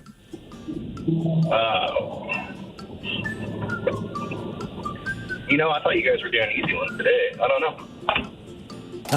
Hang on. It's not Alec Rickman. Nope. I know him. He's an old guy. Yeah. He hangs out with the other old guy from Patrick Star Stewart. Wars. Yeah, Star Trek, yes. Sir Ian McAllister. Ian McKellen, yes. Oh, McKellen. McKell. Question 7. Ian McAllister. Sounds like a wide receiver, doesn't it? Yeah, or it's Kevin's older brother. Or Kevin's older brother, yes. All right, your question. The Lone Ranger rode silver. And sometimes he took him places. But what was the name of Tonto's horse? No idea. I'll give you a hint. He might sell you cookies. A Girl Scout? Well, just Scout, yeah. Scout, Girl Scout. All right, Nick, question 8. Keep in mind, our biggest dummy's Dave with 9. Yeah. You're killing it, man. Killing it. All right. In what fictional Texas town did Beavis and Butthead live?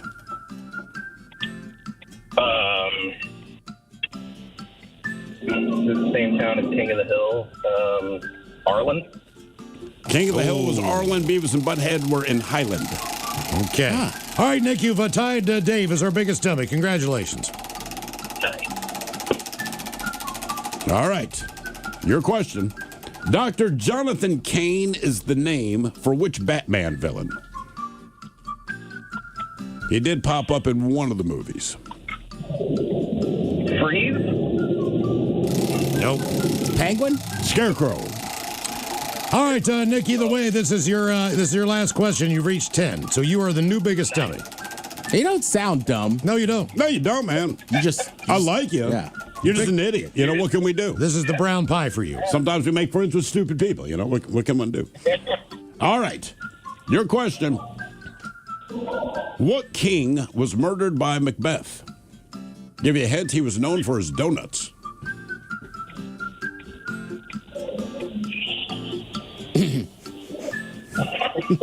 King Cream?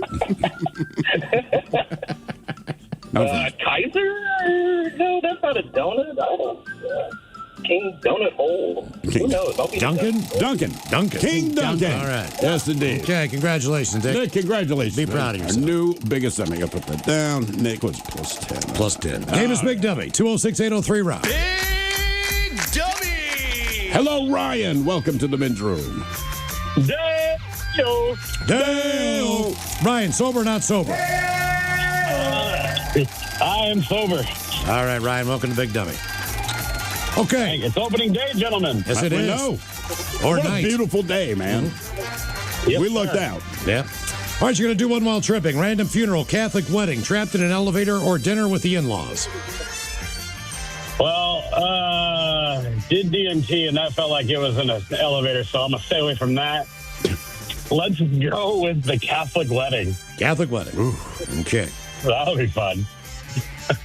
It will be more fun. I think that's the way to put that. All right, Ryan. There you go. Here's your question. How many sunrises and sunsets are there at the South Pole each year?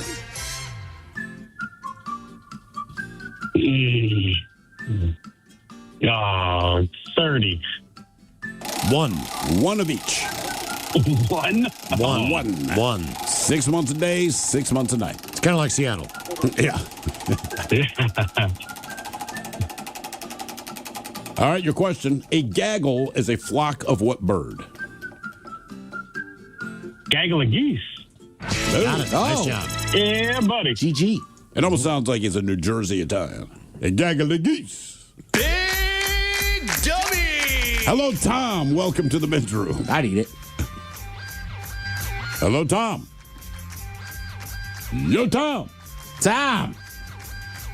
Goodbye, Tom. Hello, Sean. Welcome to the men's room. Sam. Is it us? Sam. Sam. hey, Sam. Oh, hey, This is Sam. Sam. Welcome to the men's room. Yeah, that's my bad. Sam, are you sober or not sober? Not sober. What are you doing, Sam? Just having a couple Miller Lights. Oh, nice. Oh, Okay. all right. Tall boys? Of course. Yep. Very rarely do you see the shorties of Miller Lite anymore. And the six-pack version of cans. It always seems Really? like it's the The 16 6-packs and ounces. 12-packs are always kind of those 16 ounces. You got to you got to get like an 18 or a 30 rack. To get the small one, yeah. All right, Sam, do one while tripping. Random funeral, Catholic wedding, trapped in an elevator, or dinner with the in-laws? I'm going to go with the funeral. Funeral. Random funeral. I think it'd be easier if stuff starts to go south of my head just to put my head down like I'm mourning and not make eye contact. It's a good theory. That is actually a pretty solid plan. By the way, Hank Hillmatic here says, I grew up Catholic. The weddings are so boring. My cousins are Jewish. Their wedding ceremonies are like 20 minutes. Perfect. Like, boom. Yeah, that's all you need. All right. Your question, multiple choice. Swimming, rowing, baseball, or gymnastics? Richard Gere had a college scholarship for which? I'm going to say rowing. Gymnastics. I don't know why that's so funny to me, but People got to realize too, when you're talking about a funeral, like you got to go to the cemetery. yeah, I mean, that's the thing. You got to get up and Right. go. At least with the wedding, you end up at a party. Yes. Like, you're just going to end up in a graveyard tripping. We eventually ended up at a party. It's just that the cemetery is in between. That's kind of the downer side. All right, multiple choice question for you. Ciabatta bread was unfortunately invented in what year? 1962, 72, 82, or 92?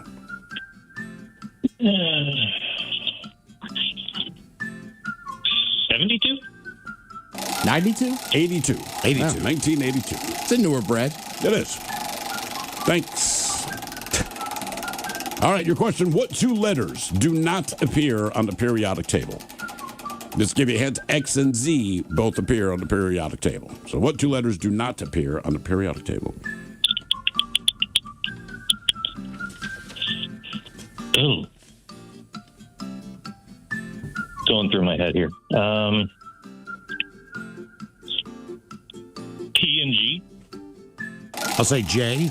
Q. J is one and Q is the other. Q and J. I want to say J had been on the periodic table at some point, but they changed the name of the element, and J lost its place. Okay. You're out, Jay. They're anti-J. All right, your question. Pull it in, J. It's too bad Taryn Daly isn't here for this one, but how many points must the victor score in a game of cribbage? I don't know how the game works, but it can be one of two scores. Did you say cribbage? Cribbage. Cribbage. Not Quidditch. Cribbage. Oh, cribbage. I have no idea. I've never played that game. Me neither, man. 13. Isn't it like 200 and some? Either 61 or 121. Oh. I do not know what the game is, but there you go. Question number 5. For the record, Istanbul is what Constantinople. Okay. Constantinople. Sounds more exciting that way. It does. It does. All right, your question. In what profession would you wear a tak blaha? A tak blash. A tak blash. A tak blash? Mm-hmm. We have a much simpler name for it here, but that is the French name. I'm sure I said it wrong. That's what they're wearing? That's what they're wearing. So, multiple choice. Is it a doctor, a boxer, a taxidermist, or a chef? So, from your talk blotch. Talk blotch. Say chef. Yep, that's the right answer. It's the chef. It's just based on the fact it's France. It's right. You know, there's.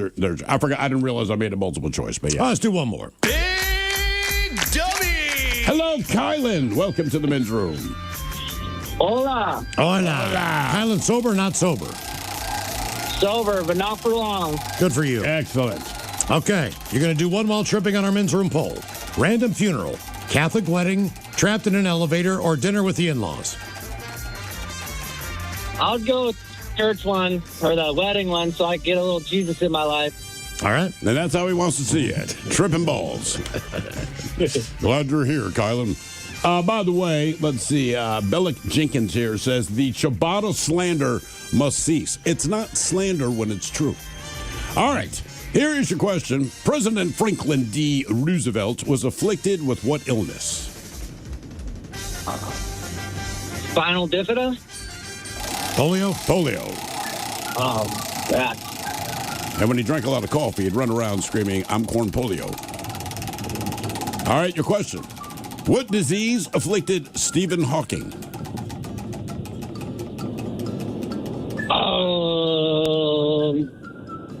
Down syndrome? ALS, Lou Gehrig's disease.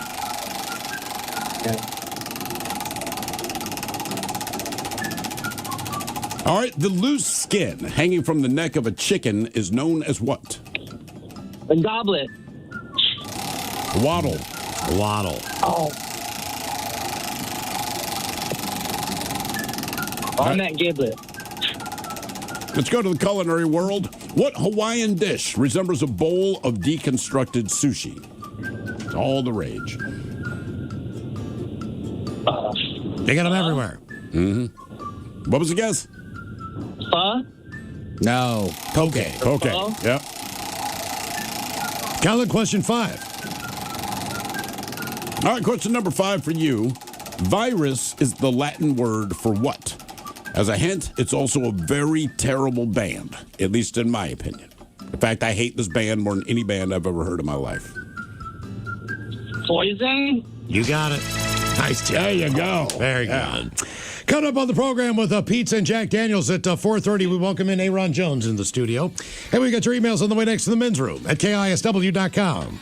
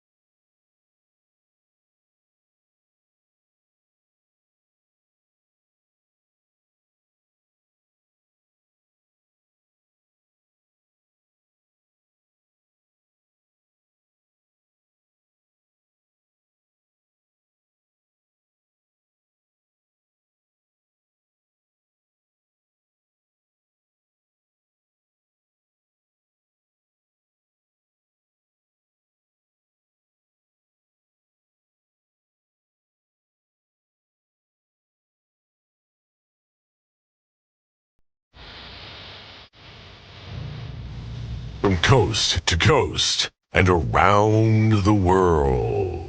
If it's not important, you'll hear it here, exclusively on Inaction News. Here now are Stone Ledbetter and Felix Foxworthy. Good evening, ladies and gentlemen. Making headlines tonight, Velma Dinkley of the famed Scooby-Doo gang has been arrested. Velma? I thought she was the good one in the Scooby-Doo gang. She attempted to rip the face off of what police describe as a kindly old man. Wait, what? Velma reportedly shouted, "Let's see who you really are," before attempting to rip off the man's face in the middle of a grocery store. Police say the man was, in fact, just a kindly old man. Velma now faces charges of assault and excessive meddling. And she would have gotten away with it too if it wasn't for that kindly old man. In other news, local restaurants say a sudden run on Mexican food today has customers lining up for tacos, enchiladas, and especially burritos. Oh man, I love me some burritos. Burritos? I think you mean burritos. That's what I said, burritos. Felix, it's pronounced burritos, not burritos. Tomato, tomato, burrito. I think you mean tomato, tomato, potato, potato. Exactly. Those are actual pronunciation differences, Felix. So it's burrito. No, it's not. Agree to disagree, Stone. No, we are not agreeing to disagree. Nobody says the word burrito. I just did. That doesn't count. Well, it sounded pretty natural to me. It sounded ridiculous. Tell that to the burrito community. There is no burrito community. There is if people keep eating them. We are going to settle this right now. Right now, in the middle of a newscast. Yes, Felix, in the middle of our newscast. I'm not having one of these long, drawn-out, stupid conversations with you today. Bonnie, how do you pronounce burrito? Bonnie? Where is our producer? Maybe she went to get some burritos. Stop it! Tell you what, I will simply call some of these fine Mexican establishments mentioned in the report to settle this. First call, Sid's Burrito Hut. Hello? Thank you for calling Sid's Burrito Hut. Can I take your order? I'm sorry, did you say burrito? Yes, we have the best burritos in town. Thank you. Told you, Playboy. Second call, Mama's Burrito Palace.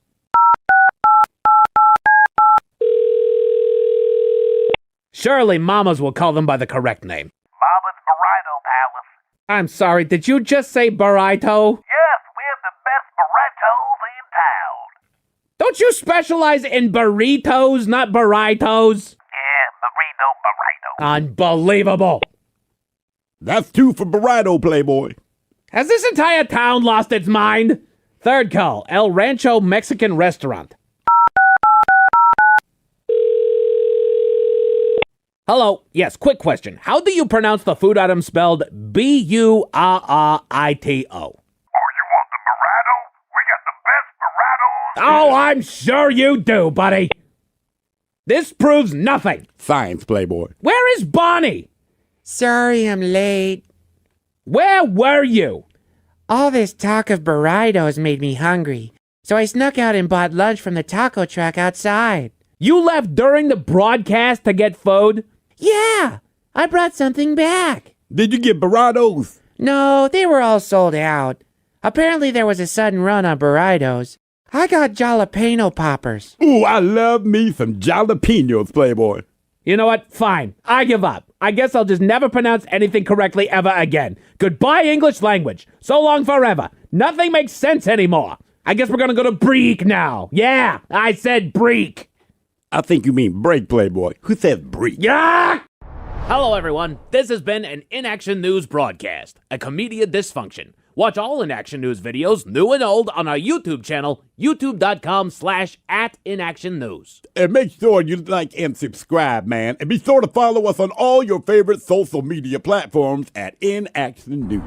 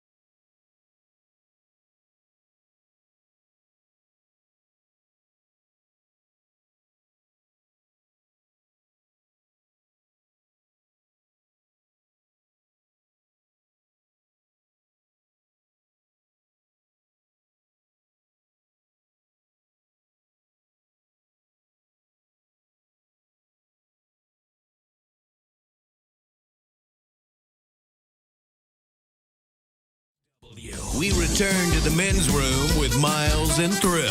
Hey, Ron Jones coming up here on the program momentarily. But first, time for a few emails from the men's room at KISW.com. You've got mail. You've got mail. Got an interesting email on our poll today about where would you go if you were tripping. Yeah. This one says, Ola Bacholas attended a Christmas event midnight mass at a local Catholic church on shrooms. Couldn't handle the general admission section, so we hit the balcony box. Private viewing, heavy vibe. Afraid not to laugh out loud, though. That from Ed. All right, let's move on to the birthdays. That would be a good one to go to. Midnight Mass? Traditionally, all the Catholics I knew, if they did midnight mass, then you had a feast and fun after. Oh, really? Really? Yeah, like some of my second cousins, that's what they did. They would open gifts after mass and have a party at 12:30 at night. Damn. All right. Okay. Birthday time brought to you by Men's Room Roasted Red Salsa from San Juan Salsa Company. Dip responsibly. Deo. Ola gents, today's my son Rowan's 4th birthday. He definitely keeps my blood pressure up, but also at times is able to lower it for me. I love this little man with half my heart because his sister has the other half. For a 4-year-old, I'd say he's pretty smart, but I also still very feral. I can't wait for the spring and summer, and I'll be teaching him how to ride a bike, and we'll be going on many adventures. So can I get some shotgun gets? And after all, since he is turning 4, Mike going crazy with the fart sound effects, because he's going to love it. Thank you guys, gentlemen. Talk to you soon on the radio. That from Ryan the Iceman. Get! Get! Get! I think get! Oh, you get! Get!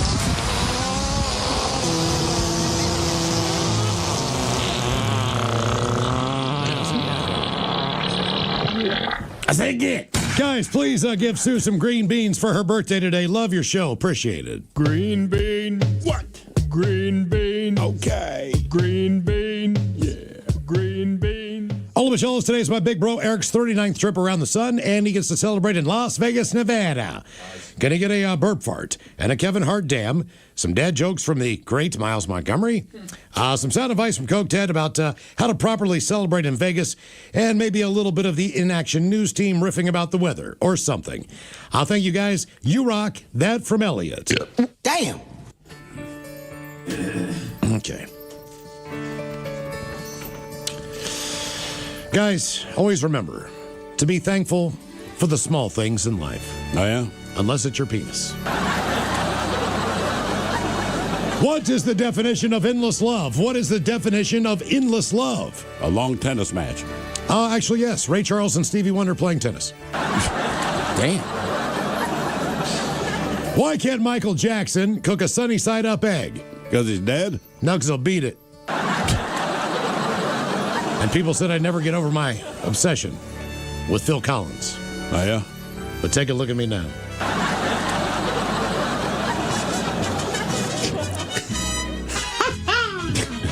Hi, you're going to Vegas. So like Coke said, you're going to Vegas, A, step 1 done. 2, be careful where you're buying all this Coke from. There's gonna be some shady guys out on the floor, maybe some shady women. Either way. Step 3, do what you gotta do, stay up till sunrise, go to a pool party, and get hammered. Yeah, listen, man. You want to hear some words from Felix Foxworthy? It's real simple. If you're at my crib tonight, put on a raincoat, because it's going to be raining Av. My heavens. Or if you're like a normal person living in Seattle, it should be just a few passing clouds tonight with a low of 36. Tomorrow, I expect it should be partly sunny with a high of 56. Oh, it's getting up to 69 in my joint. Felix! Then I was checking in my hotel room in Vegas, and there's 2 dudes in front of me. And so we're just, casually chit-chatting. And then I see them the next morning. I'm walking to Denny's to go to breakfast. All right. He's like, you remember how I told you maybe I'd thinking about looking for some cocaine? I was like, yeah. He's like, we found it. Pretty sure that was just straight meth, bro. Oh. I was like, yeah. Oh, man. I mean, it depends on where you're staying, but I mean, I've just been gambling at 2 a.m. And people will offer to Oh, absolutely. At some point, they must not care. Because you're going to spend more money. They don't care. If you're going to stay up and keep spending money in their place, like, all right. And old amigos, today I'm leveling up to 44. A happy birthday to a couple buddies for the same day, Will H. and Angie B. Even though your show is a year-long gift, may I also please ask for Coach Ted's thoughts on the Mariners' upcoming season, a couple of gets from Thrill, dad jokes from Miles, and everyone talking over themselves with an Italian accent about their favorite pizza toppings. Thanks so much, guys. That from Zick. All right. The Mariners are in a little bit of a weirder spot than normal. A, because they're expected to be good. They were good last year, right? We were a few outs away from making the World Series. The Mariners have never made it to a World Series. That would be a massive thing. Mariners are going to do it, all right? They got hitting. They got pitching. There's going to be some low spots this year, but that's baseball. Don't worry. When it's June and July, the dog days, they'll get through it. But they're going to go. They're going to go through the playoffs. They're going to get to the World Series, and at the end of it, Cal and Randy are going to shake hands. Jesus. We dap each other up. Get. I say get. I said get. Couple dad jokes. Why didn't Noah fish when he was on the ark? Why? He only had 2 worms. If you ever want to build a big ship to save animals from a flood, come to me. Oh, yeah? I know a guy. I saw one today driving around. Saw what? What is it? How do trees feel in the spring? How do they feel? Relieved. Okay. All right. What do you call a can of nacho cheese in a fallout shelter? What do you call a can of nacho cheese in a fallout shelter? I don't know. Justin Cato. Okay. Last man standing. As far as my favorite pizza topping, let me just tell you this. Number one, first and foremost, because Aaron's pepperoni pizza right now. That would be pepperoni. And I don't want the big pepperoni like the salami size nibble. I want the teeny tiny quarter size nibble pepperoni. You know what I'm saying? Yeah. All right, guys, here you go. Happy, happy, happy birthday. Happy, happy, happy birthday. Happy, happy, happy birthday to you, to you, to you. Ya's a Dirty Germans brought to you by Men's Room Original Sausage. Available through Uli's world famous sausage, mensroomlive.com, and other fine retailers. Schweinefly. Well, look who it is walking right into the studio, ladies and gentlemen. Aaron Jones and the dog. Oh, the sun with him this time. Dapper looking son. Wow. Man, oh, man. Unbelievable. And you made it right on time. Yeah, man. You know, I be trying, man. You know what I'm saying? But, you know. No baseball traffic, none of that going on yet? No, it's all good. The baseball stuff was, well, it's not terrible yet, but it's getting started. But, yet. Okay. I feel like the Seattle traffic has changed over the last decade or two, and it's hard to predict when the rush hour starts, you know? Well, they replaced all of the roads with traffic cones. Yeah. Are you figure it out? Yeah. Are you living in the Issaquah area? Or you I live over in Newcastle. Okay. Yeah, so who was the dapper young man you brought there? Stellar J, man. Does he always start like that, man? Yeah. Do you want to say hi on the microphone? No, he's good. Yeah. You want to say hi? My man is dressed. Tell your best friend hello. You got any friends? Yeah, it's okay. It's all right. He's being shy. I get it. I get it, man. Yeah, he does look sharp. That's what I'm saying, man. Like, good Lord. I thought it was your lawyer. Good news for you. I thought so too. Right? I wish. I'd be tired if I had a lawyer like this. If you're in downtown Issaquah now, I saw where they're putting in where the Triple X Burger used to be. They're putting in a Burger Master. Yeah, dude. The Burger Master. I know, classic, right? Yeah, exactly. Classic, dude.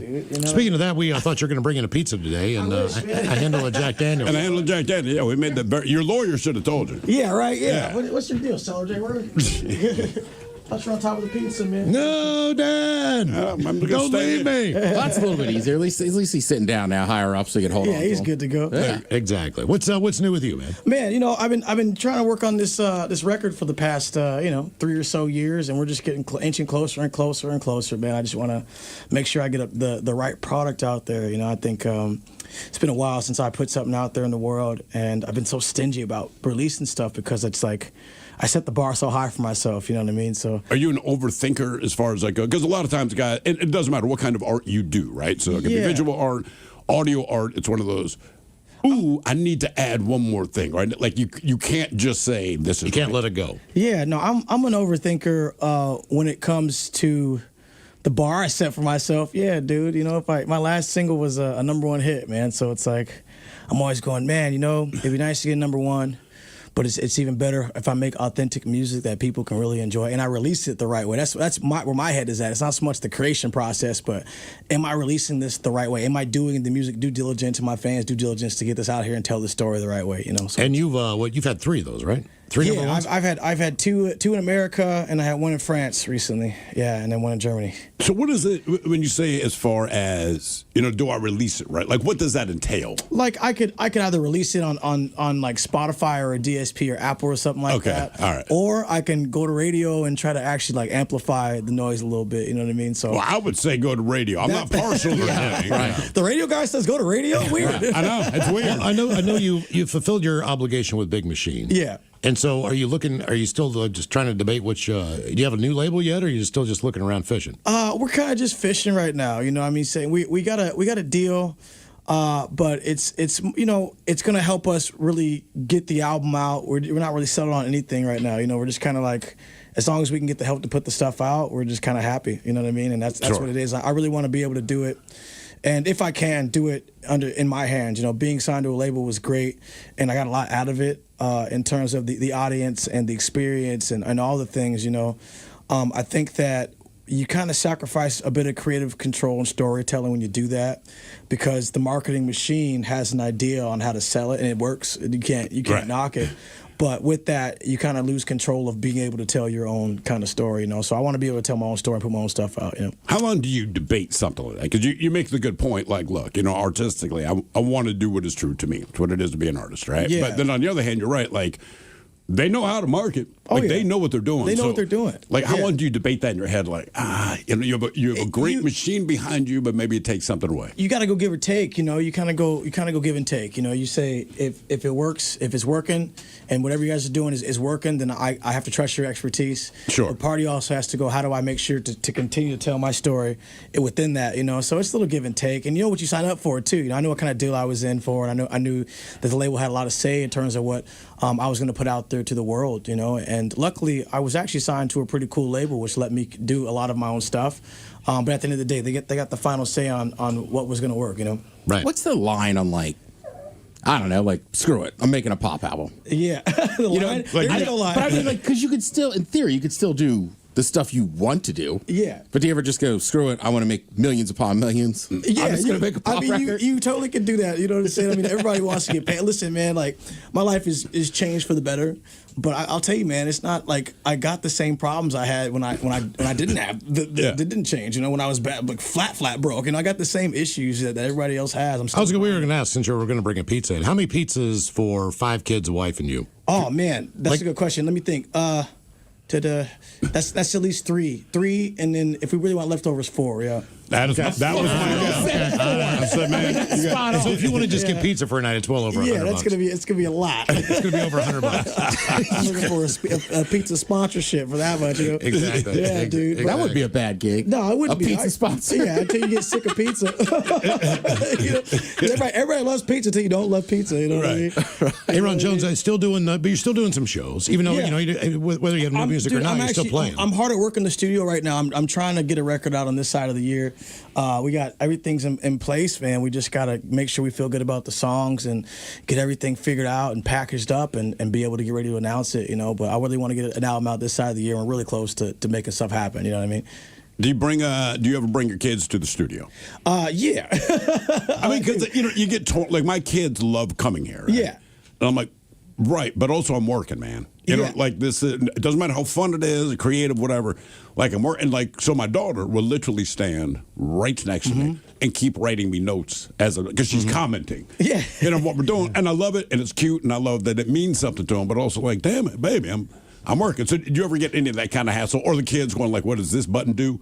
All the time, dude. That's why I can't. I mean, I've been flying out to Nashville to work on this record, for the last 2 or 3 years or something like that. And the reason is because of that. You just need a peace of mind for a minute. because I can't do anything at home. If I'm home, it's like, I travel so much. So if I'm home, everybody wants me to be home. You know what I mean? There's 5 of them. Right, like home. You know, so I can do demo stuff. I can mess around at home, but I got about a good solid hour or 2 before some kid's in there wanting to press buttons and do stuff. And they're they're too cute. You can't say no. I know. You You're just like, I don't know. That's kind of adorable. You're really screwing up my vibe right now. If you want to keep eating, if you want to continue to live here, okay, I have to work, right? What was it? What was it like doing the Star Spangled Banner for the Seahawks game? Oh, it's always an honor, man. Those guys. I mean, the coolest thing about the Seattle sports teams is that they literally walk the talk. You know what I'm saying? Talk the walk, walk the talk, dude. They always show up for the artists and the people that are trying to make moves in the industry, and always show recognition and an opportunity for people to see and get to know this. Even though you do something like the national anthem, there's a bunch of artists, people out there didn't know who I am or what I did before that, So well, they didn't know you were a Frisbee star. Yeah, right. Yeah, I am. I still play Frisbee, bro. Shout out to my homies at Seattle U on the Monday Night Pickups. You guys are my dogs. Are you still good? Am I still good, bro? I'm a former world champion, man. I know. I'm still great. I love how you always end up. But you former world champion. Wasn't your teammate one of the best ever? My teammate, my teammate was Sugar from 303 back in 2004, man. So he was like one of the he's like. He became a pop star right after that. It was crazy. We had just played in Finland, and I was like a year or two later, one of my buddies hits me up and he's like, "Yeah, man, did you see Sean?" I was like, "What happened to Sean? I thought something bad had happened." He was like, "Nah, dude, he's on VH1 right now." but how weird is it, watching the Seahawks win a Super Bowl, knowing you have that relationship? Yeah, with that team. It's amazing. It's crazy. Actually, it's insane. And it always blows my mind. I try to act cool and be cool most of the time because this is part of my thing, But I can't. I freak out. You see me at games. I'm like, I took my son, not my older son, and one of the four to the game, and to that I played the NFC champion. No, it wasn't championship. It was like divisional round. Yeah, you were out there before the Niners game. Right? I got out there before the Niners game, and I was playing the opening to that. Like the tailgate party. And so my kid and my wife and I, we get, these seats, and the very first poor kid, like, "Okay, man, it's going to be loud." And the very first play, I'm like, "Kill him! Yes!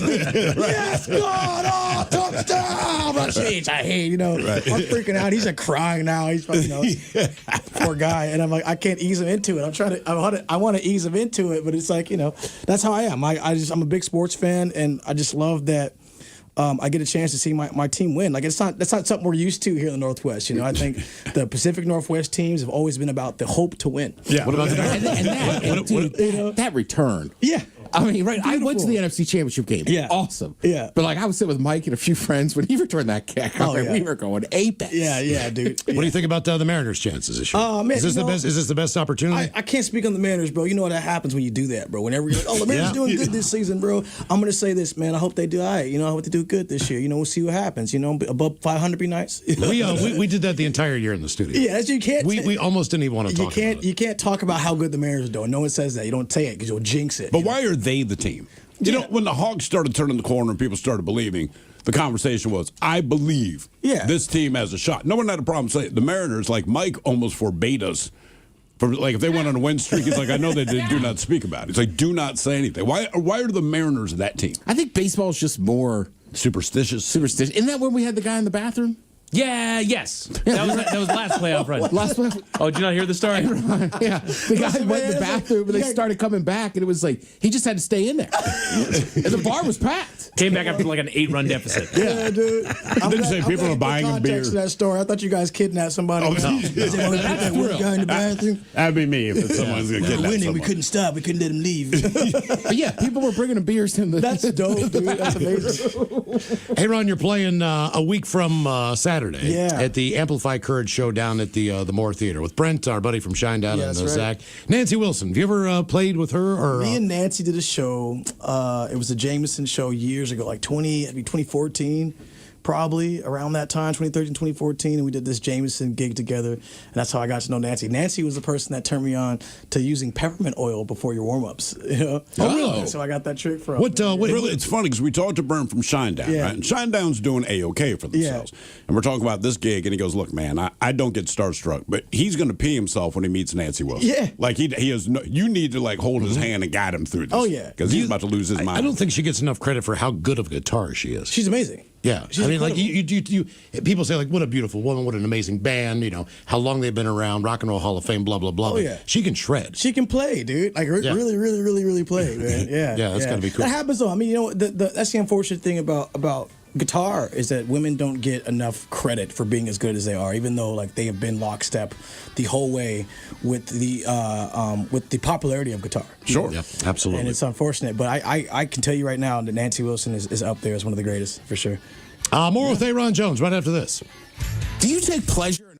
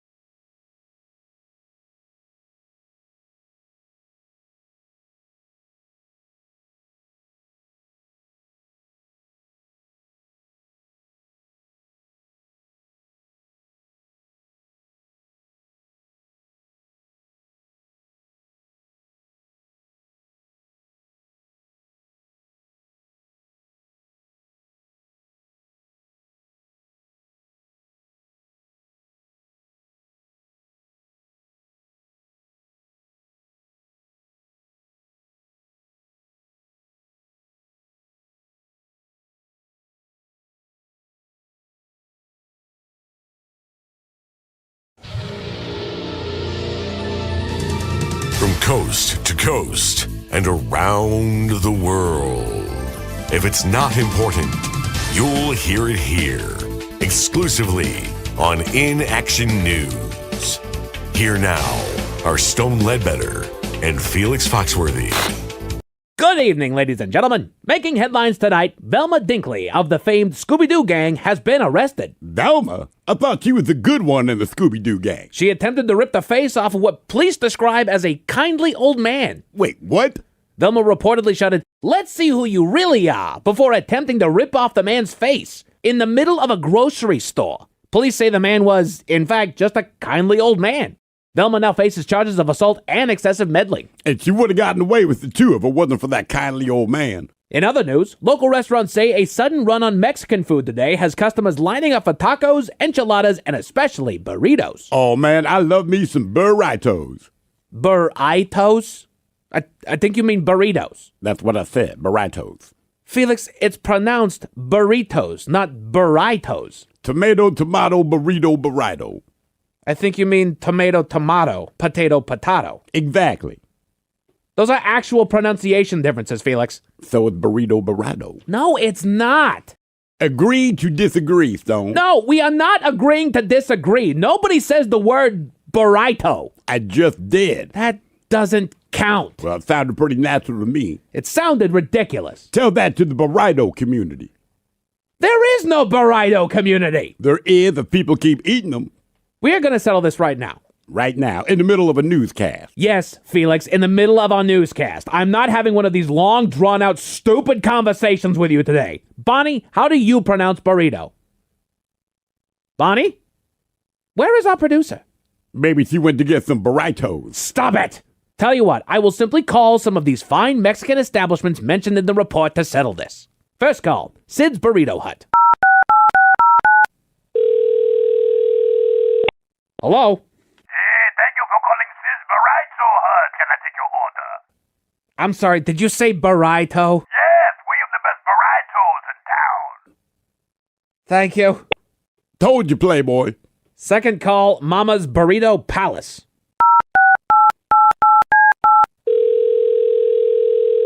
Surely mamas will call them by the correct name. Mama's Burrito Palace. I'm sorry, did you just say burrito? Yes, we're the best burritos in town. Don't you specialize in burritos, not burritos? Yeah, burrito. Unbelievable. That's 2 for burrito, Playboy. Has this entire town lost its mind? Third call, El Rancho Mexican Restaurant. Hello. Yes, quick question. How do you pronounce the food item spelled Burrito?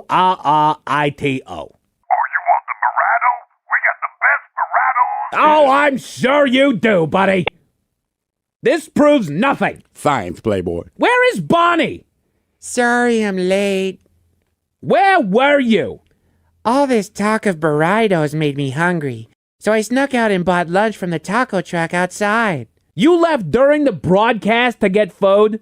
Yeah, I brought something back. Did you get burritos? No, they were all sold out.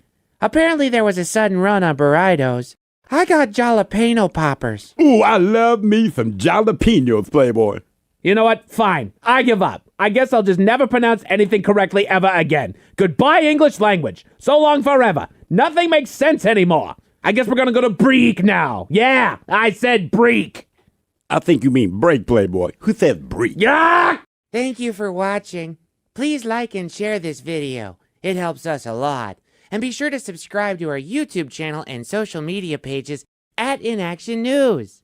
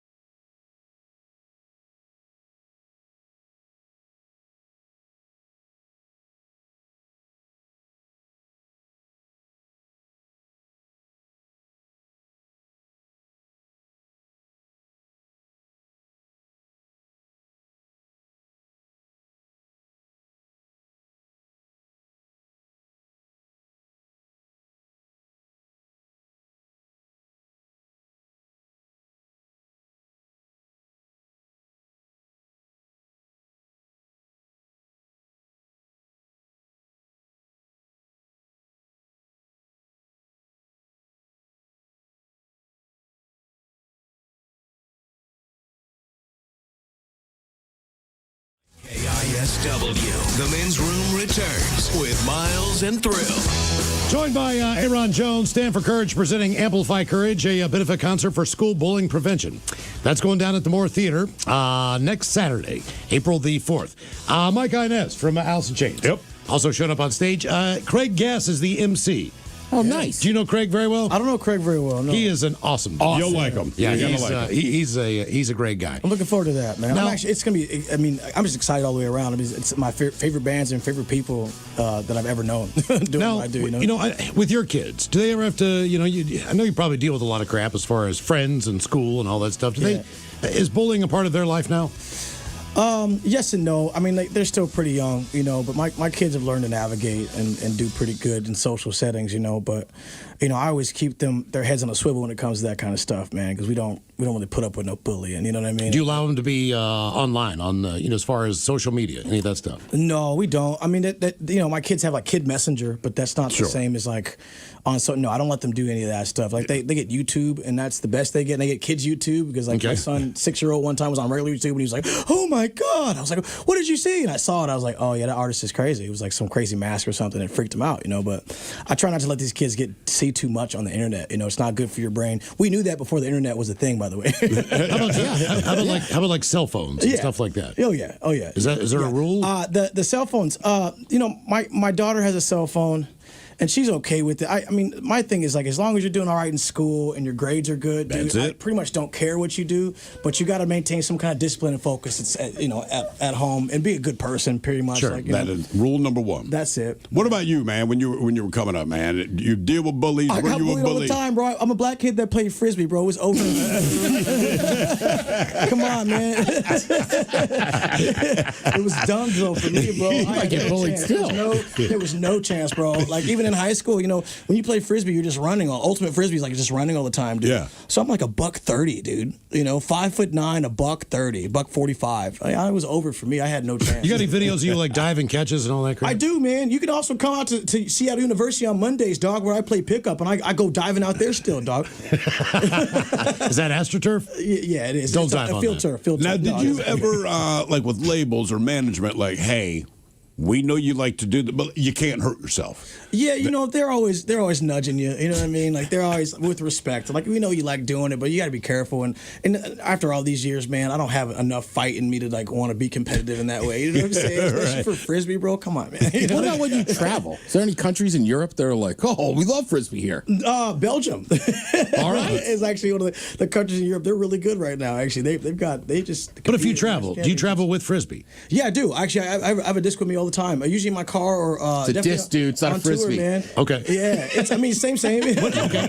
Well, what is the top of the line frisbee there? What do you play with? We use Ultra Star in Ultimate, man. That's what we use in Ultimate. Is that a smaller one than one of the big ones? So in Ultimate, you're playing with a 175 gram disc, right? So it's like a standard. It's like a foot and what's that diameter across? Yeah, right? yeah. Foot in diameter, and then it's 175 grams. And so the weight's consistent. The thing that differs with different Ultimate disc, the plastic you use, and that determines how the disc will fly, right? If it's gonna fly straight, or if it's gonna hold its curve or whatever. That's what it changes in Ultimate. Dude, you got to get one of these frisbees. Yeah. I mean, they just have like Dark Star Orchestra. Yeah, cool. They got their own frisbee. That's dope. Yeah, I can get one of those too. Yeah. Could you still play? Do you think you could still get out there and be competitive? Oh, I know I could. Man. I know I could. I mean, you don't have to start running again, or like. I run all the time still, man. I mean, you spend a lifetime running. It's hard to quit doing. I still run. I'm in really good shape still. I can run for miles, man. I can sprint. I can jump. It's just my joints aren't as I was going to say, preach to the choir on that, brother. When you go on the road, is it hard to just even? I don't know. Do you work out all the time as far as the food? No, I don't. Hell no, on the road. No. Okay. On the road, no. I wish, dude. We try to stay in a pretty decent shape. So like, if we're out there for like a month and you see yourself get into like some cruddy habits of eating or doing whatever, then it's like you gotta put some work in. But it's like you're so tired, and especially the way that we tour, we're still grinding it out, man. We're in like a Sprinter van or a minivan or something, and you're too tired to be doing anything, man. So you don't get a lot of time to work out unless you really put the effort in. Well, I think you're sweating a lot of it out on stage too, man. Yeah, there's not a lot of stuff. fat touring musicians. Yeah, no, right? it's not. They might start a little chunky, but by the end of the tour, brother, they've I'll dropped tell you some right now, being big on tour is really, really hard, man. It's really hard. It's really tough. You can't. That's why I like to run. I stay in a certain level of shape, and I've been more focused on that now because of touring, because I know how I feel when I get out there. And the last thing I want to do is get on tour and go, I'm going to start running on tour. No, you're not. You're just going to get fat and ugly and bloated. Plus, you got to chase your kids around. Yeah, you got. So, have you had the rock star experience where someone said, "Man, I'll get on our private jet. We'll go here." Yeah, I did that. Actually, I did that with Zach from Shinedown. Oh, for real? Oh, nice. What was that? What is that like? Man, it was wild. We were on tour, and I think we were the first. I mean, I did 3 stops with them, 2 stops. The first stop was Denver. We left from Denver. We did a show in Denver together. We left from Denver. We flew to Utah, played the show in Utah, and then hopped on the PJ to Vegas that night, dude. So we arrived. You flew into Vegas in a private jet. Yeah, dude, I did. Man. Yeah, there's a picture of it. I have it on my Insta. I have to pull it up. It's on my Instagram, but I have to pull it up. Yeah, dude. Yeah, if you wanted to, I mean, you don't smoke, but if you wanted to, could you go in there and rip cigarettes? Like, what are the rules? It's not my jet, but I don't know, man. I don't know. I mean, I should have tested that theory, man. Just a little stogie or try to smoke a J or something. I wonder if they're going to FAA's going to catch this. You know? All right. Yeah. You said you were. You said you're going to go to Nashville for a couple weeks. Yeah, I'm going to be in Nashville for 10 days, man, working on some songs on my new record. Yeah. But do you get a chance to actually enjoy the city, or are you just working? I try to enjoy the city, man, but I've been there so much now that it's like there's not too much more that I'm going to enjoy in Nashville that I haven't already done. You know what I mean? Like I spent so much time there. I mean, being signed to Big Machine, Big Machine's out of Nashville, and we worked out of Nashville all the time. I was there weeks and weeks and weeks on end, up and down and sideways and backwards, all over that place, man. So from the country music perspective, did you ever meet any of those guys, any of the stars? I have. I've met some country dudes. Being signed to Big Machine is what got me, honestly, like in close to that environment. So I met some of those country cats from, what was the band? Florida Georgia Line, I think. Yeah, all right. I think they're getting back together. Yeah, are they? Some of those dudes. We had a whole Big Machine Christmas party. I met a bunch of. I don't follow country, so I'm sure I met a bunch of artists at that. I just read that. I don't follow them either. Yeah. Well, they broke up a couple years ago. Yeah, exactly. My brother coached the Georgia guy in baseball. Yeah. And he was coaching in a college league, and that guy had a full ride. I forget what school it was.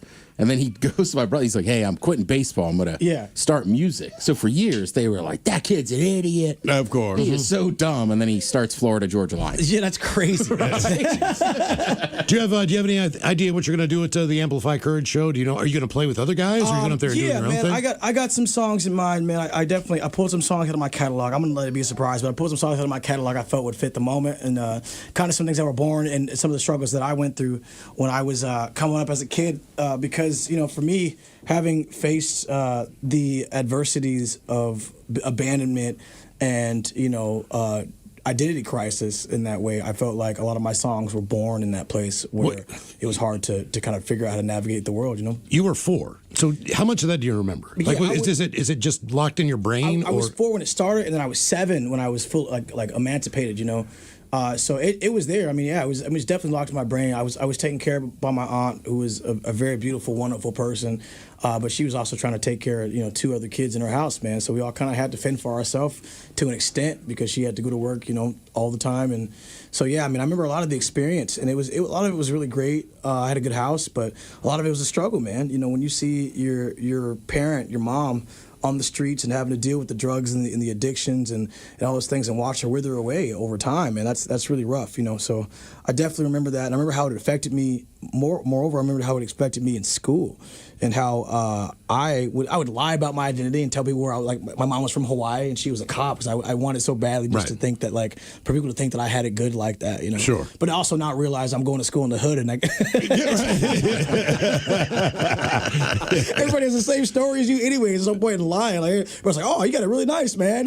No, man, my mom's on crack just like yours, actually. You know what I mean? So, but that really affected my life, man. It really did. It hurt a lot of things in terms of just trying to figure myself out. It took me a long time, and probably honestly into my mid-20s is when I really started trying to unravel this whole mess of a life that I had growing up. You know what I mean? And so once I started really confronting that, I was able to kind of really center myself in my music, and shortly after that's when my career took off. And now you got 5 kids of your own. Yeah, I got 5 kids, dog. Yeah. Are you done? Basketball team. Hell yeah. All right. I mean, it is March Madness. You could have gone in. He is hot. Shoot. He is hot right now, man. He's Amplify Courage is at the Moore Theater, which is just a beautiful venue. Yeah. Out of all the places, whether it's just a bar, the Tractor, whatever it is. Red Festival. Yeah. What is your, secretly one of your favorite places? One of my favorite places Seattle? secretly, I would say this, man. I don't know. I don't know if it's secretly a favorite. I don't know. Let me think about that for a second. I've actually never thought about this question. Man. Well, the Crocodile's great. I love the Crocodile, man. I don't know if that's secretly my favorite. Well, that's place, because there are places I played that were just like. One of my favorite places to secretly play is this place called The Vault, actually. And it's owned by this group of cats. They're all like these, business owners. One's like a seafood guy. One's an aviation guy. And like they're a bunch of these owners in this place called The Vault. And it's an old abandoned bank vault that they set up a studio and a live music setup in.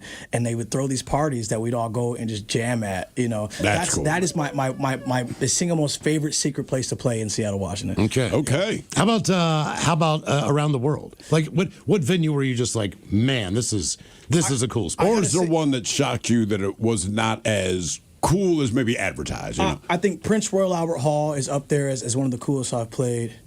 I can't. It was called the Longchamp, Hippo Longchamp, or something like that. I'm messing the name up, but it was this place in Paris when I opened for the Stones was insane because it's a horse racing track full of 70,000 people. It's mind blowing, right? And then one that was cool, but kind of like didn't really have its appeal. I don't know, man. I don't ever think I really felt that way about any venues though overseas. Did you think the Stones are part of the reason that you got so big in France, or were you already big before I know that? they were, man. I mean, especially in Europe. What people don't realize though is that I opened for the Stones 2 times on that world tour, right? So I opened for the Stones in Detroit, and I opened for them in Paris, right? But the show in Detroit didn't have any advertising. No one knows I did it in America, So my radio success wasn't coupled with you opened for the Rolling Stones, right? So RAF didn't jump all over it. Yeah, it's all right. What did you get a chance to hang out with any of those guys in the Stones? I didn't, man. I got to see Mick Jagger on the first time that I opened up for the Stones. He was backstage. He came to see us play, and so he was really pumped. We were walking past him during sound check, and he was really excited to say what's up. Oh wow! Which was crazy. There's a picture of it, and my bass player Bob Lovelace is sitting next to me, and we're asking questions and stuff, and he's like. I was like, oh man, Mick, you're the man, bro. He goes, no, you're the man. And I was like, I couldn't believe it. I was like, oh, Mick knows me. That's awesome. Yeah, dude. That had to be one of those just things where you just like went, man, I'm high right now. Yeah, dude, I'm high on life. I was high on life for sure. Probably a little bit of Tylenol codeine, and I haven't had cold that day. Amplify Courage is Saturday night, April 4th. As we said, Brent Smith and Zach Myers from Shinedown. Yep. Nancy Wilson of Heart. Is she just going to go out there and play acoustic? Do you know anything about her? I don't know what her setup's like yet. Yeah. We'll find out. We have a rehearsal coming up, so I'll find out. Well, you'd think she would play with Mike because she used to play with Mike. Yeah, you'd think so. Didn't Mike? He was in Heart for a while, wasn't he? Before was he? I believe he either that or he. I think he's done a bunch of projects with her, but I'm sure they've worked together a few times. Okay. Yeah. MC is Craig Gass. Who else is on there? Casper Adult Pants. That would be Chris Ballou. Don't know much Chris about. Ballou, is he a pretty cool dude? Listen, dude, I used to back in the day, before I signed my deal. Back in the day, man, we did a bunch of shows with the Presidents all over Seattle, man, and so that was one of my favorite bands just to play with was the Presidents. I'll never forget. We had played this show. It was during the. They used to throw over the old Pyramid Brewing. Used to throw the Winterfest over there, right, or something like that. Yeah, and we did that show together. I'll never forget that show, man. Those dudes stage diving and him telling me the story behind, which I'm not going to share on the air, but he's like, how Peaches was made. I was like, no, please explain. I'm not going to explain it to you, but well, I think we get a pretty good idea. Yeah, I can imply. But a lot of his stuff does sound like music for kids. Yeah, it does. It does. It really does. My daughter, I've taken her to one of the Casper Baby Pants shows, and it's incredible, dude. It's really, really good music, and the kids love it, man. Yeah. Didn't he do some kid songs for a while? Yeah, Casper Baby Pants. That's kind of what he does now, I believe. That's what he does now. He's full time. Man. Now, someone said it was the West Seattle Beer Festival or something like that. So this guy's playing. I didn't realize it was him. And I'm like, obviously this is for kids, and there's a ton of kids there. And I'm like, but it's not that bad. And my wife's like, dude, it's the guy from Presidents. I'm like, that explains everything. All right. Yeah. But I remember someone said, can you believe that guy's writing kids' music now? Yeah. Like, yes. Yeah. Yeah, heard the Presidents, right? Like, yes, I believe he's writing kids' music. What do you mean? Like, come on. Got a couple of comments. Aaron has always been awesome, but now I like him even more. Another one. Just bought a no-dump and a copy of the last one, Child of the State, in turquoise vinyl. I love that one. Oh, wow. For $11 with shipping. I love that. Somebody else says, the one I got at Jive Time that I bought was like $28. And that's why I sent you that picture. I'm like, dude, I just gave you $28. You owe me a beer. Yeah, right. I remember that. Please tell Aaron this is a great frickin' song. Love it. Matt from Rochester, New York. Nice, man. Does Aaron play disc golf? I play a little bit of disc golf. I've never really gotten that into disc golf. I played Ultimate my whole life though, and so I've been tempted, man. I think I did something with some radio station in Baltimore. For some disc golf. 98 Rock. 98 Rock, probably. In Baltimore. We did some disc golf out there with those guys a while ago. Are you that accurate? I mean, could you be that accurate as far as... I could be. If you give me some time with the disc, I'd be very accurate. Because most of the time you're running. In this, you're kind of standing still, yeah, right? in Frisbee, you are running, but you also have to really be precise in the way that you throw that's kind of like the cool thing about the sport. It's like, yeah, there's a lot of running involved. It's not really the running that gets you. You know what I'm saying? It's like, okay, it's like if I said, okay, we're going to take 7 wide receivers, and we're also going to double this quarterback, and then we're just going to try to get open on each other all the time. You be DB, I'll be wide receiver, and whoever turns it over will switch, you know? Right. And so it's really more about the flight of the disc and how you place it, man. That's the coolest part about it, you know? How'd you get into that? I'm from Seattle, bro. I don't know. It just seems like your whole story. I'm just like, I don't know. You want to know what's funny? Was this like West Seattle, Alki, or something? I'll tell you what it was, man. I was, I grew up in the CD, and back in the day, you remember Save, right? Students Against Violence Everywhere. Yeah. It's probably one of those after school scams, like Dare was. Like Dare, they had Save Camp, and they were like, well, this one guy was there. He's like, yeah, I play in friendship leagues. I was like, I don't know what the hell that means. He was like, I play Ultimate Frisbee with my friends, bro. And I was like, oh, cool. And that's how we got into it, man, because they wouldn't let us compete, right? They were like, yeah, Save Camp's all about being safe, and we think that competition breeds danger. And we were like, this is really weird, man. That's what it's like. Danger. And so we decided they let us play Frisbee without keeping score, which is cool, So that's what got me really into it. And I went back home, and I was going to Washington Middle School at the time, and they was like, yeah, man, we have a Frisbee team, want you to come play. So I just went and played and got really into it. And then when I got into high school, I dabbled in other sports, football, and I played a litlittle bit of, I did some wrestling. And that really got me in great shape, but I was like 135 pounds, soaking wet. There's no way. It wasn't happening for me, man. So it just made me better at Frisbee. And then in 2004, I became one of the best players in the world for my age bracket. Is that bringing any money in? Hell no. Do they pay for the traveling or anything? No, back in the day, they kind of screwed around with some sponsors. I remember, I think it was Jose Cuervo. Great for a bunch of kids. Sponsored. Take what you can get. It wasn't for kids though. This was for the adult, like the national championships back in the day. They sponsored. They were like, this is the sport of the future, because these guys had just had this big broadcast on some documentary TV show thing where they explained how big Frisbee was getting, and they were super duper serious about it. And so the sport got really popular in the 90s, and then I that's when I started playing. It was probably late 90s, early 2000s. Okay. Yeah. Amplify Courage is a Saturday night, April 4th. Aaron, thanks so much for coming in with sister and son. Yeah, man. Is he doing okay over there? Yeah, he's doing fine. He's got to be on dad. He was taking a nap, and then I had to wake him up. So no way. As a parent, that's like the worst thing. The last thing I ever want to do is wake my child up. Man. Yeah, he's like passing out on me right now. The show is at the Moore Theater. Brent Smith and Zach Myers of Shinedown. Obviously, Aaron, Nancy Wilson of Hart, Mike Inez, Casper Adult Pants will all be there as well. So it's going to be a great show. All the details and the tickets available, KISW.com. Yep. Don't forget that the MC for the night will be Craig Gass. Craig Gass. Just ran into down in Vegas. Yeah, man. Gene Simmons. From Kiss. That's right. Michael, we made it to drinking time. Somebody out there deserves to be recognized. And the men's room knows just who it is. So to you, we say, bottoms up, sailor. You're the toast of our shot of the day. Drink time it is, and as usual, we head to the drink desk and Steve at Thrill Hill to find out who we're toasting. Yes, indeed. We have a double shot today. First, we got to toast our friend Aaron Jones, man. Thank you for coming in. Been a friend of the show for decades. Yeah. At this point, man. Yeah, Always a good crazy. time. Not to upstage you, man. Nah. But today, we're going to toast Fred the Turkey. Yeah, that's right. Fred the Turkey of Deptford Township, New Jersey. Now, Fred the Turkey, so named because he's a turkey named Fred, he is one of Deptford Township's, as they say, most famous residents, and the town loves him. They call Fred, and I quote, a bit of a handful, but he's our handful, and we love him. All right, well, last April, Fred the Turkey was actually named Deptford Township's Citizen of the Month. He was described as, quote, a local celebrity who both delights and annoys motorists.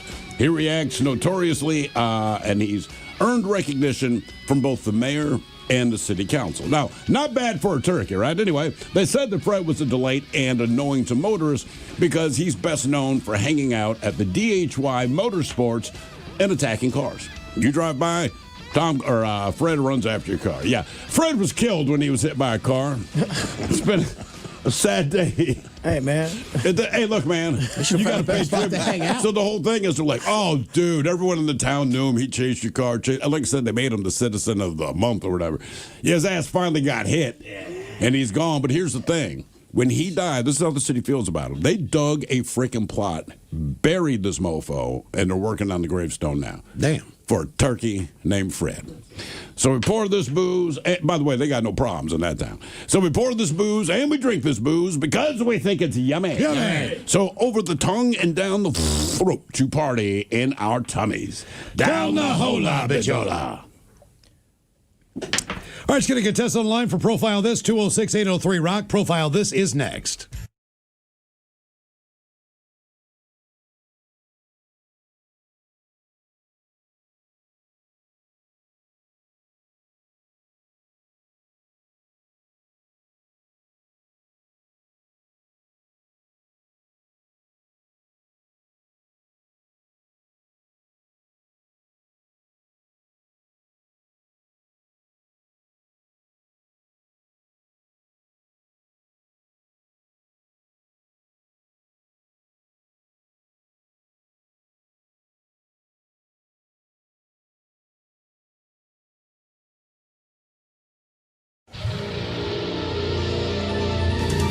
From coast to coast and around the world. If it's not important, you'll hear it here. Exclusively on Inaction News. Here now are Stone Ledbetter and Felix Foxworthy. Good evening, ladies and gentlemen. Making headlines tonight, Velma Dinkley of the famed Scooby-Doo gang has been arrested. Velma? I thought she was the good one in the Scooby-Doo gang. She attempted to rip the face off of what police describe as a kindly old man. Wait, what? Velma reportedly shouted, "Let's see who you really are," before attempting to rip off the man's face in the middle of a grocery store. Police say the man was, in fact, just a kindly old man. Velma now faces charges of assault and excessive meddling. And she would have gotten away with it too if it wasn't for that kindly old man. In other news, local restaurants say a sudden run on Mexican food today has customers lining up for tacos, enchiladas, and especially burritos. Oh man, I love me some burritos. Burritos? I think you mean burritos. That's what I said, burritos. Felix, it's pronounced burritos, not burritos. Tomato, burrito. I think you mean tomato, potato, potato. Exactly. Those are actual pronunciation differences, Felix. So it's burrito. No, it's not. Agree to disagree, Stone. No, we are not agreeing to disagree. Nobody says the word burrito. I just did. That doesn't count. Well, it sounded pretty natural to me. It sounded ridiculous. Tell that to the burrito community. There is no burrito community. There is if people keep eating them. We are going to settle this right now. Right now, in the middle of a newscast. Yes, Felix, in the middle of our newscast. I'm not having one of these long, drawn-out, stupid conversations with you today. Bonnie, how do you pronounce burrito? Bonnie? Where is our producer? Maybe she went to get some burritos. Stop it! Tell you what, I will simply call some of these fine Mexican establishments mentioned in the report to settle this. First call, Sid's Burrito Hut. Hello? Hey, thank you for calling Sid's Burrito Hut. Can I take your order? I'm sorry, did you say burrito? Yes, we have the best burritos in town. Thank you. Told you, Playboy. Second call, Mama's Burrito Palace.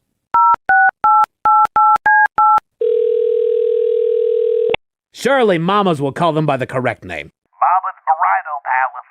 I'm sorry, did you just say burrito? Yes, we're the best burritos in town. Don't you specialize in burritos, not burritos? Yeah, burrito. Unbelievable. That's 2 for burrito, Playboy. Has this entire town lost its mind? Third call, El Rancho Mexican Restaurant. Hello. Yes, quick question. How do you pronounce the food item spelled Burrito?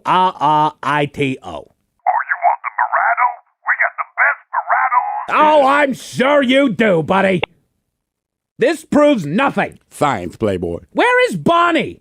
Sorry I'm late. Where were you? All this talk of burritos made me hungry, so I snuck out and bought lunch from the taco truck outside. You left during the broadcast to get food?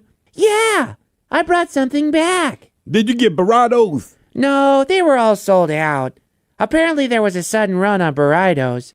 I got jalapeno poppers. Ooh, I love me some jalapenos, Playboy. You know what? Fine. I give up. I guess I'll just never pronounce anything correctly ever again. Goodbye, English language. So long forever. Nothing makes sense anymore. I guess we're gonna go to break now. Yeah, I said break. I think you mean break, Playboy. Who said break? Yeah! Thank you for watching. Please like and share this video. It helps us a lot.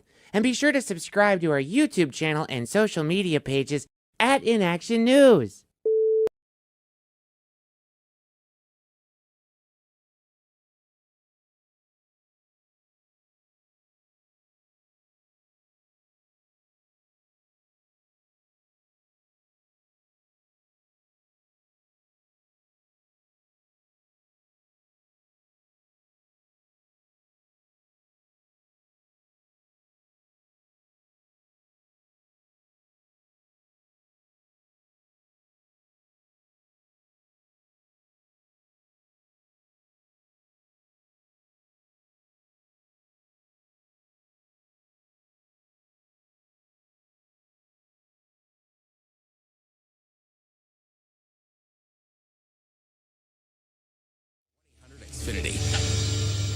Room presents Profile This. And Steve Throwhill, could you please tell everyone on Profile This is played? Sure can, Miles. It's a simple game where we share with you a real-life news story, something that happened right here on planet Earth.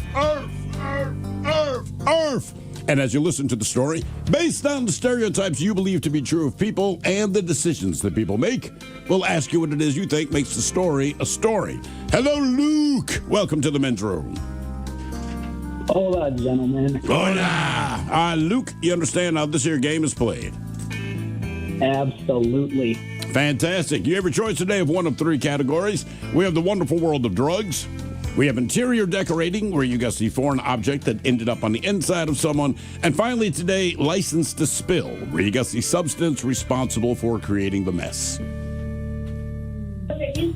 Spill. What's that? Oh, did we lose him? Sounds like it. Luke, are you there? Okay. All right, looks like we're playing amongst each other. So, you have the wonderful world of drugs, interior decorating, or license to spill. Drugs? All right, we go to Duluth, Minnesota. Ooh. And they say, while police there search for a hit-and-run driver who caused multiple crashes. He was in the Popeyes restaurant next door watching them work. So police got the call after witnesses reported a beige Volvo. Man, that was sexy. That is an ass machine. They reported his beige Volvo driving on the wrong side of the road. Well, the Volvo clipped one car, crashed into another, and forced a third driver off the road who was trying to avoid a head-on collision. Now, when officers showed up, they found damaged vehicles everywhere, but the Volvo's driver was gone. Turns out he hadn't gone far. One officer said, quote, he was sitting in the Popeyes the entire time. He was literally sitting at the table watching everybody. Well, officers found a man, 53-year-old James Mann, walking outside the restaurant, and they arrested him. They said his eyes were droopy, his speech was slurred. They didn't smell any alcohol, but inside of his Volvo, there was evidence of recent drug use. So a police sergeant, trained as a drug recognition expert, said the man appeared to be under the influence of drugs. And he was right. The question is, what drug was he on? Was he on meth? Was he on Xanax? Was he on crack, or was he on fentanyl? So meth, Xannies, crack, or fentanyl? I'll go 10. I'll go Xanax. So he caused the crash. Yeah, he hit 2 vehicles. A third vehicle veered off the road to avoid hitting him. By the time the cops get there, he's not in his car. He's just sitting at the Popeyes watching. Was he eating? I don't know. I'm going to go crack. I'm going to go Cajun shrimp. He's on fentanyl. Fentanyl. There we go. Good. What was that guy on? Was he on meth, Xanax, crack, or fentanyl? We'll find out next. That was a tease. You are listening to The Men's Room.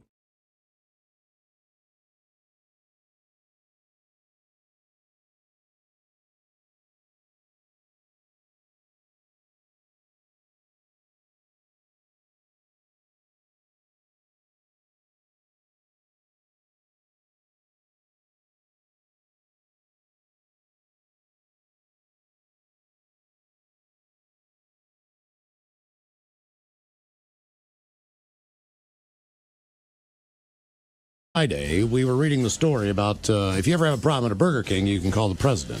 Which is amazing, right? Because that does not happen. I don't know how the hell he got our number, but if this is for real, is Tom there? Hello, Tom. Welcome to the Men's Room. Hey, guys. You know, it's funny.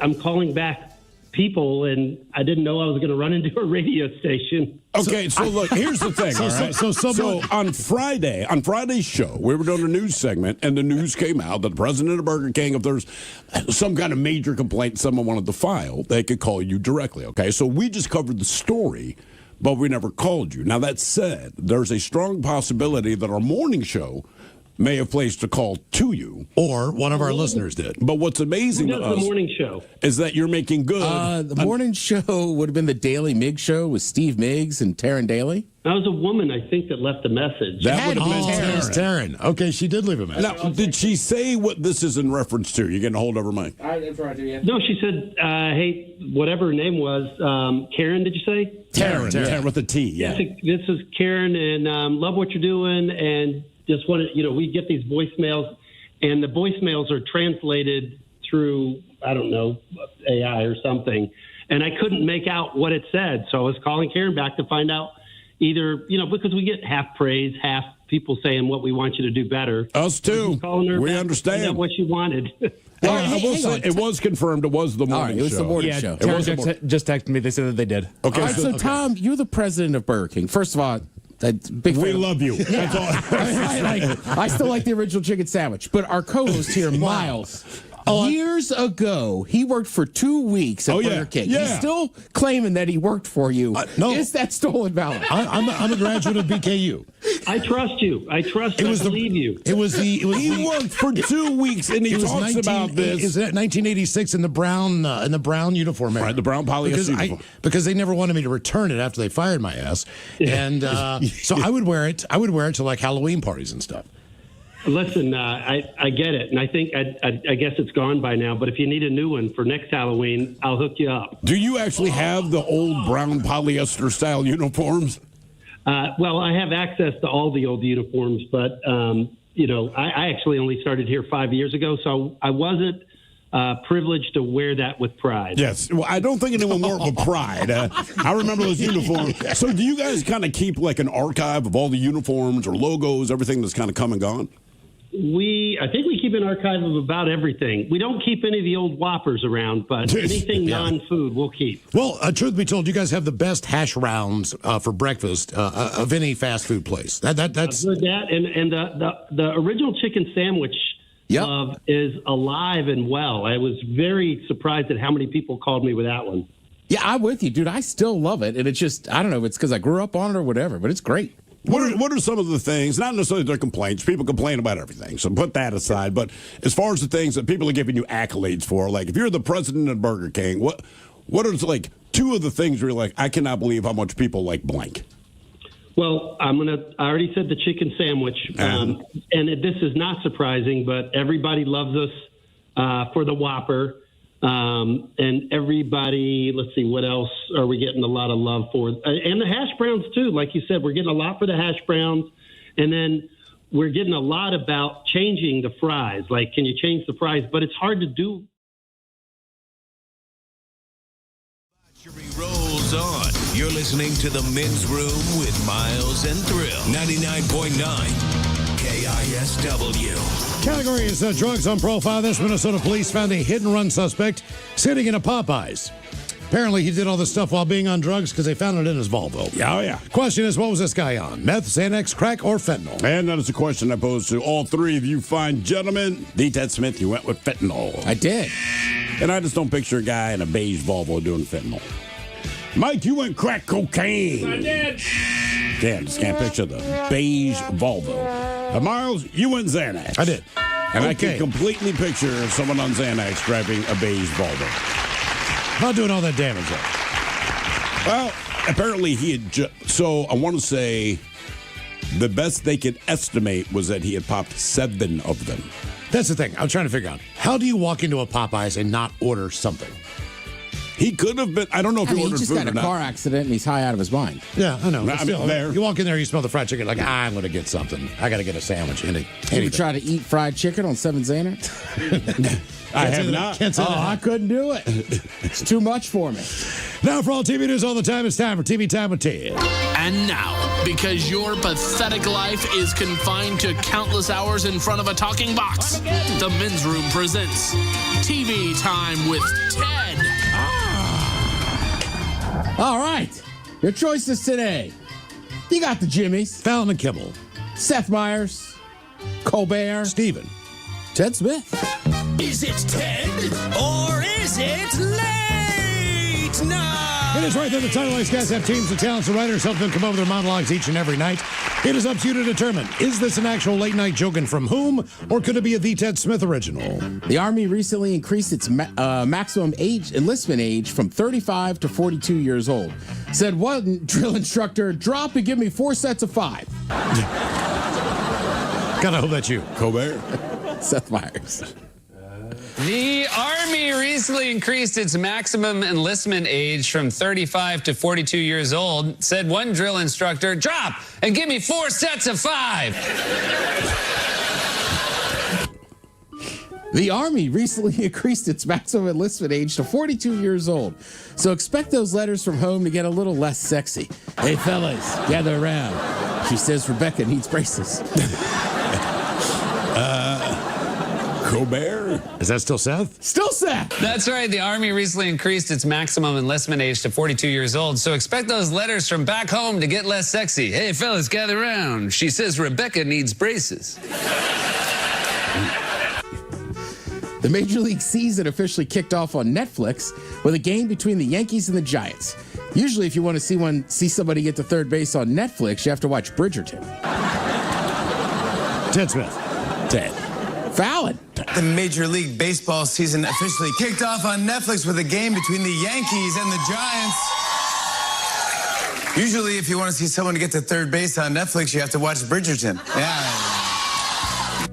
There's a lot of bad stuff going on in the world right now. The most important thing you can do right now to stay safe, according to authorities, is to stay away from New Orleans and Shia LaBeouf. That's Ted Smith. He's back at it. He is back at it. Yeah, Jesus. Got to do another fight. Yeah. The boy's got problems. It's just that easy. The makers of Natural Light Beer are offering a new fertilizer. What does it grow? Boston. Seth. Yeah, Seth. The makers of Natural Light Beer are offering a new fertilizer. What does it grow? Boston. Did anybody watch any of the game on Netflix last night? I did not. No. All right. That's what's weird, man. You go to a lot of these places and like a bar or whatever, they don't have Netflix. So the bar that I went to last night to get dinner and eat and to get a drink, they didn't have Netflix. So I was like, well, that's kind of a bummer. But I mean, I was like, well, you want me to plug it in? I mean, I can plug mine in. Yeah, right. I got an account. Yeah, I mean, until last year or 2 years ago, I guess, with some of that Jake Paul stuff, like they never had sports. Mm-hmm. So a bar, you really wouldn't need Netflix. No, generally, you don't put on. I mean, they all picked up Amazon for the NFL stuff. Well, Amazon's also a little bit easier because almost everybody has an Amazon or an Amazon Prime account. Right. And also the NFL, just based on the days they play, like you know exactly when you're going to use it. But I'm just saying in general, even before you get there, like Netflix is just shows and movies. Yeah. Right? So like generally bars, you could leave any kind of random sports on in the background, but you wouldn't need Netflix. Yeah. Right. I tell you what though, man, being a bartender these days got to be tough. Just trying to figure out what's on what. Oh, you hear it all the time. Hey, can you put on the whatever game, right? And they got You can like, Google sure. it, yes, but I mean, but you're they're still like, working. we'll put it on this TV, but still, even the conversation, because there was a guy a couple of nights ago. Some of the channels, like if you have cable, like your channels, depending where you live, are different in different jurisdictions. So it's like, I'm pretty sure it's on 63, and everybody's like, bro, 63 is like Comedy Central. And DirecTV is different than that. Yeah, All exactly. So it's just, I don't know where you find it. Yeah, I mean, look, it's tough. Sports are spread out all over the place now. I would suggest this. Not saying I've done it, but maybe just figure out with a bar you're going to what service provider they have. Yeah. And then just look up what channel it's on. That's it. Walk in and go, could you put it on this? That's generally what I do. And they have no problem. If you can tell if them it's something exactly. very specific, right? It's like it's on this channel, number this, you could just put it on, right? Or sometimes you could. And some bars also, you just got to know where you are, right? Like I was in a place. I'm not going to name it, and I love the place, but it's more of a kind of half music venue. Yeah, like it's not a sports bar. And I felt bad. Is that I tried to explain it, and the poor girl finally got on like women's basketball, and I was like, it's fine. Good enough. Good enough. Yeah. Yeah. It's the college I was looking for, but not this one. Go Mountaineers. Yeah, I certainly don't want the Mountaineers. So some people were a little upset with Netflix. I was telling Mike before we left, the first pitch was 8:05 on the East Coast. They didn't throw that pitch till 8:20. And then they put in a lot of showmanship, right? Like, look, I love Burt Kreischer. I think he's an awesome dude. I've hung out with him. I like his comedy. There was a lot of Burt Kreischer. That's all I saw on the internet. People were like, who the hell is Burt Kreischer? Right. And then I saw the Giants manager after the game. I guess he was supposed to do an interview or something. He's like, I don't know, man. Like, I missed it. Like, it's the middle of the game. So I think Netflix will get there. Yeah. At a certain point, like, I don't know how much entertainment we need. You don't like need it's to. the first game of the season. You're already gonna have a built-in audience. You know what I mean? It's like football, right? Like you always had. As long as we've known it, you have Super Bowl halftime shows, right? Then it's like, well, Thanksgiving halftime shows, and I was just like, all right. I mean, I get it, but the only thing I tell Netflix, like, you don't need to do this because people who like the sport will watch it. Well, also, too. Right? Yeah. I mean, if they said, look, this year, no halftime shows, do not care. Yeah. If you're still going to show up and watch the And game. you also, look, most of the time you watch the stuff regionally. Like the NFL, you get more exposure because they have different games on different days that are, just highlighted by themselves. But, there used to be Sunday Night Baseball on ESPN. And that was like their game of the week or whatever. So you knew you get to watch a national game on Sunday. So I'm assuming that Netflix is going to try to establish the same thing with a game on, whatever day they pick. I want to going to a different park. Somebody else has Sunday Night Football now because Sunday Night Baseball because ESPN got rid of it. They said just for ratings reason. Yeah, but that's what I'm saying. Like, are they picking a night? Are they just picking good matchups? Are they picking, right. I got to look that up.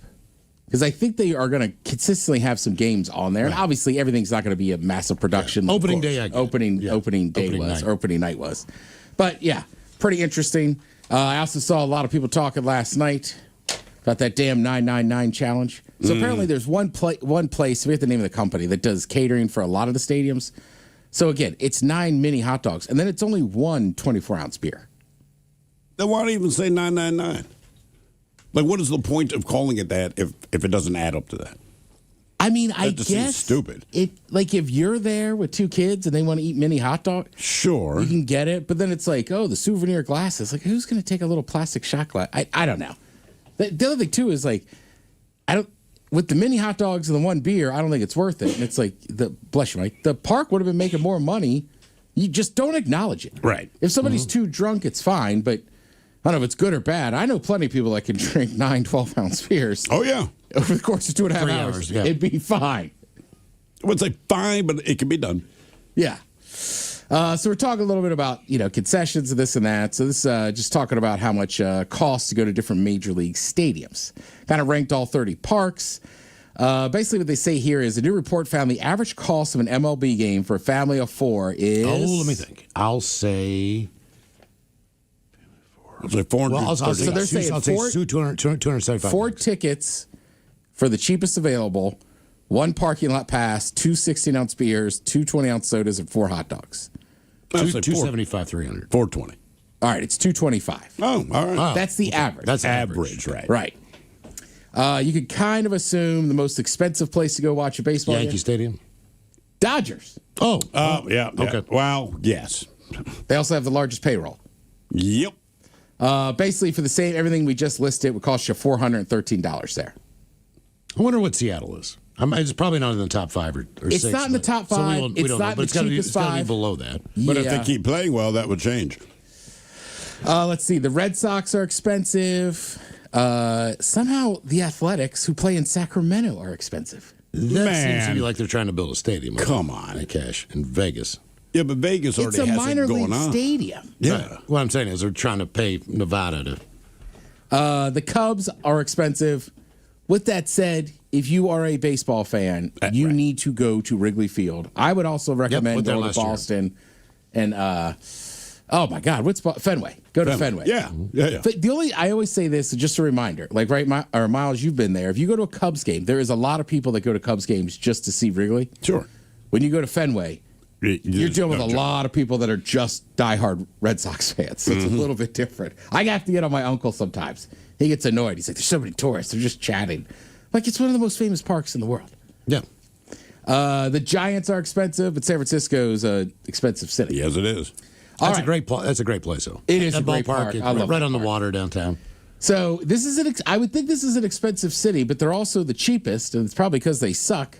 Miami Marlins. Yeah, I can believe that. One, nobody cares. Nobody cares. Miami, as far as professional sports goes, it's other than the heat, maybe. It's an outdoor place. They don't care, right? And again, it doesn't help that your team is god awful. And believe it or not, Miami itself is not that expensive. You can find the places that are super expensive in Miami, but by and large, it's a lot cheaper than living here. You think you'd have the best? You think you'd have the best scouts, based on the distance to the Dominican, to Venezuela, to be able to scout. Florida and Arizona, the two major states as far as up and comers. Well, they still got to. The other thing too, though, is you got to put money in an organization, and the Marlins just don't do that. I'm sure the scouts are like, "Oh, we know where the talent is. We ain't got the money to do anything." Rounding out the cheapest places to go watch a baseball game, Cincinnati Reds. All right. They had a parade today. I mean, they celebrate. They throw down. They take the day off. Yeah, my cousin Tom, he took all his kids to the game in Baltimore. Yep. St. Louis Cardinals, affordable, only $165. The Angels. I hate to call them. It's the Los Angeles Angels of Anaheim. Yeah, I know. Right, so you're not, and then the Royals are pretty cheap too. Yeah, I would think so. What was I going to say? And I know this one. My brother has told me the Nationals get the distinction of having the highest priced beer sales. The Chicago teams have the priciest parking, and the New York Mets have the most expensive soda. Soda. I'm down to get a beer instead, babe. I'm running out of money. I guess they're selling. Well, looking at Mrs. Met, I'm saying that's regular soda. Yeah. Thank you, Tim. We appreciate it. You're listening to the Men's Room.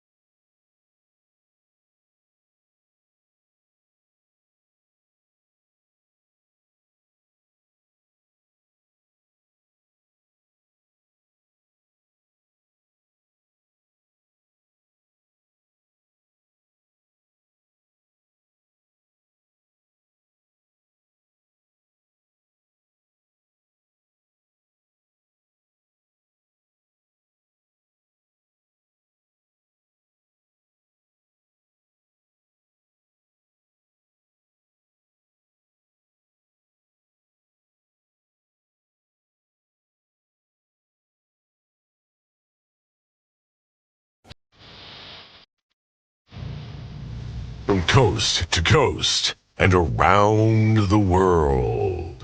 If it's not important, you'll hear it here, exclusively on Inaction News. Here now are Stone Ledbetter and Felix Foxworthy. Good evening, ladies and gentlemen. Making headlines tonight, Velma Dinkley of the famed Scooby-Doo gang has been arrested. Velma? I thought she was the good one in the Scooby-Doo gang. She attempted to rip the face off of what police describe as a kindly old man. Wait, what? Velma reportedly shouted, "Let's see who you really are," before attempting to rip off the man's face in the middle of a grocery store. Police say the man was, in fact, just a kindly old man. Velma now faces charges of assault and excessive meddling. And she would have gotten away with it too if it wasn't for that kindly old man. In other news, local restaurants say a sudden run on Mexican food today has customers lining up for tacos, enchiladas, and especially burritos. Oh man, I love me some burritos. Burritos? I think you mean burritos. That's what I said, burritos. Felix, it's pronounced burritos, not burritos. Tomato, burrito. I think you mean tomato, potato. Exactly. Those are actual pronunciation differences, Felix. So it's burrito. No, it's not.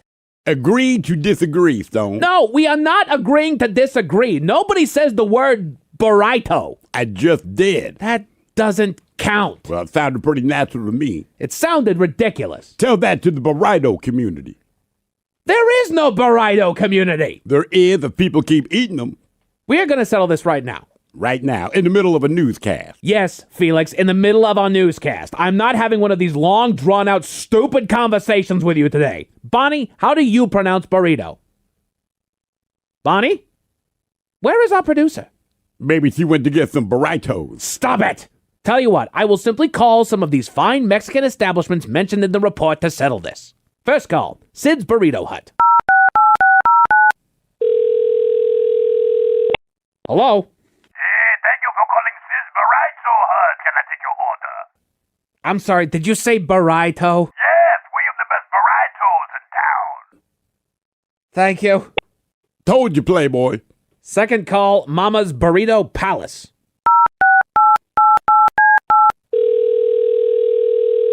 Surely Mama's will call them by the correct name. Mama's Burrito Palace. I'm sorry, did you just say burrito? Yes, we have the best burritos in town. Don't you specialize in burritos, not burritos? Yeah, burrito. Unbelievable. That's two for burrito, Playboy. Has this entire town lost its mind? Third call, El Rancho Mexican Restaurant. Hello. Yes, quick question. How do you pronounce the food item spelled Burrito? Oh, you want the burrito? We got the best burritos. Oh, I'm sure you do, buddy. This proves nothing. Science, Playboy. Where is Bonnie? Sorry I'm late. Where were you? All this talk of burritos made me hungry, so I snuck out and bought lunch from the taco truck outside. You left during the broadcast to get food? Yeah, I brought something back. Did you get burritos? No, they were all sold out. Apparently there was a sudden run on burritos. I got jalapeno poppers. Ooh, I love me some jalapenos, Playboy. You know what? Fine. I give up. I guess I'll just never pronounce anything correctly ever again. Goodbye, English language. So long forever. Nothing makes sense anymore. I guess we're gonna go to break now. Yeah, I said break. I think you mean break, Playboy. Who said break? Yeah! From coast to coast and around the world. If it's not important, you'll hear it here. Exclusively on Inaction News. Here now are Stone Ledbetter and Felix Foxworthy. Making headlines, a relentless group of citizen sleuths have tracked down the people who tested preparations A through G. But first, we begin with sad news from the music world. Now, Felix, I know you're a big fan of jazz. I am, man. Grew up listening to it with my pops. Still love it to this day, Playboy. Well, the jazz community is mourning the loss of one of their own. Oh, no. Tell me it wasn't Stevie Loose Stools Graham. No. Freddie Big Gums Johnson? No. Ronnie Hammer Toes Lewis? No. Douglas Brown Tooth O'Neill? No. Arthur Wonky Leg Williams? Wonky legs? Leg, man. He only got one leg, but that leg is wonky. I see. No. Curtis Stank Breath St. Thomas? No. Cole the Unibrow Carterway? No. Benny Ashy Knees Maxwell? Ashy knees? Yeah, man. Benny looked like he wearing powdered donuts for knee pads. Brother needs to moisturize. Understood. And no. Ricky Stinkfinger Purnell? No. You know, Felix, I could just tell you. Not Tony Butt Sweat Mingus? No. Tony Butt Sweat Mingus? Yeah, man. Tony Butt Sweat Mingus. Tony got a sweaty backside, playboy. He and his sweaty backside are alive and well. Frankie Bubba Guts Tanner. No. Tommy Pimple Neck Wells. No. Eddie Lazy Eye Curtis. No. Bobby Biscuit Lip Lipshits. No. Mookie, don't ask me why my hands are wet, Thomas. Don't ask me why my hands are wet. That was his nickname? Yeah, man, Mookie always had wet hands and nobody knows why. Rumor has it that a man in Reno once asked Mookie, Mookie, why are your hands so wet? And then Mookie stabbed him in the neck. That is stupid, but he is still alive. Okay, well, Mookie might be. Never heard about the man he stabbed in the neck. Oh, Terrence Crookedfoot Wiley. Crookedfoot dead. No, he is not. He actually has a show at the casino next month. Oh, yeah? Yes, on the 14th. You want to go, Playboy? Count me in. Put it on the calendar. Calvin Man Boobs McGregor. No. Today the jazz community said goodbye to the legendary one-armed Willie Masters. Oh, damn. Yes. One-armed Willie Masters was maybe the greatest jazz banjo player ever. Truly I was. Can't believe he's gone, man. Did you say jazz banjo? Yeah, girl, greatest there ever was. I've never heard of jazz banjo. I don't care who you are. If you heard one-armed Willie play jazz banjo, you be a fan of jazz banjo, too. How did he play the banjo with only one arm? He played with his feet, Bonnie. How a man gonna play banjo with one arm? Come on, girl. Well, the great one-armed Willie Masters passed away earlier today because of complications from having been stabbed 17 times by a prostitute he underpaid. Yeah, that sounds about right for Willie. It's a sad day indeed with his passing. Not just for the world of jazz, not just for the world of music, but for the world at large. Amen, man. He'll be laid to rest next week. One-armed Willie would be eulogized by his longtime writing partner, Walter Three Flushes Conway, and the great Malcolm Possum Throat Miller will perform Amazing Grace. I missed you out already, Playboy. You're not alone, my friend. We'll be back in an hour.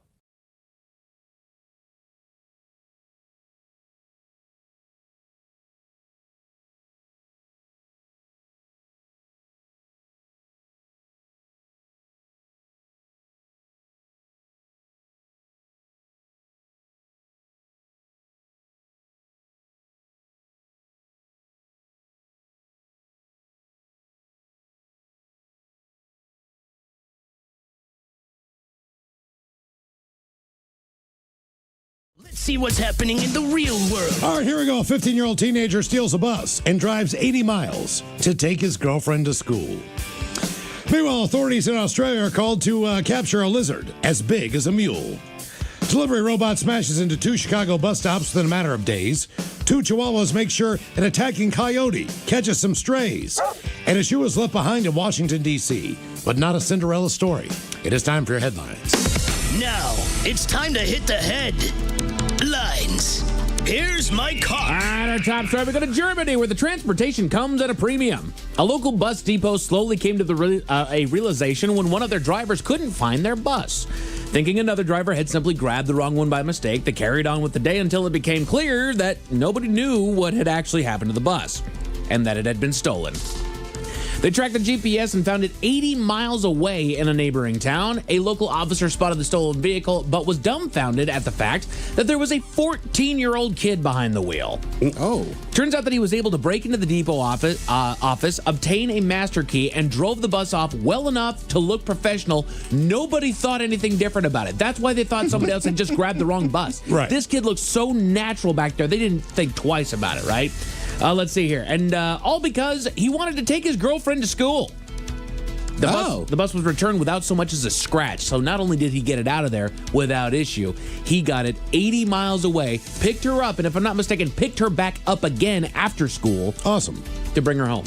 Yeah, if I'm the girlfriend, like, you stole a vehicle to drive my ass to school. Yeah, right. You are the biggest freaking nerd. But it's a bus, dude. Like a felonious nerd. School bus? Like a city? I think it was a city bus. I'm not positive, but I mean, I would feel sketchy driving that. Yeah. He doesn't even have a license. Nope. Apparently doesn't need one. He knows how to do it. I don't know, man. I think that makes him badass. I'll give him the points for it. No, look, his ability is bad. What I'm saying is use it for something cooler At than 14 driving. years old, you don't think he looks cool to her driving that bus? I've been 14, Mike. The answer is no. You know not to go to school. If you said, look, we're going to skip school this day and do whatever, I go, all right.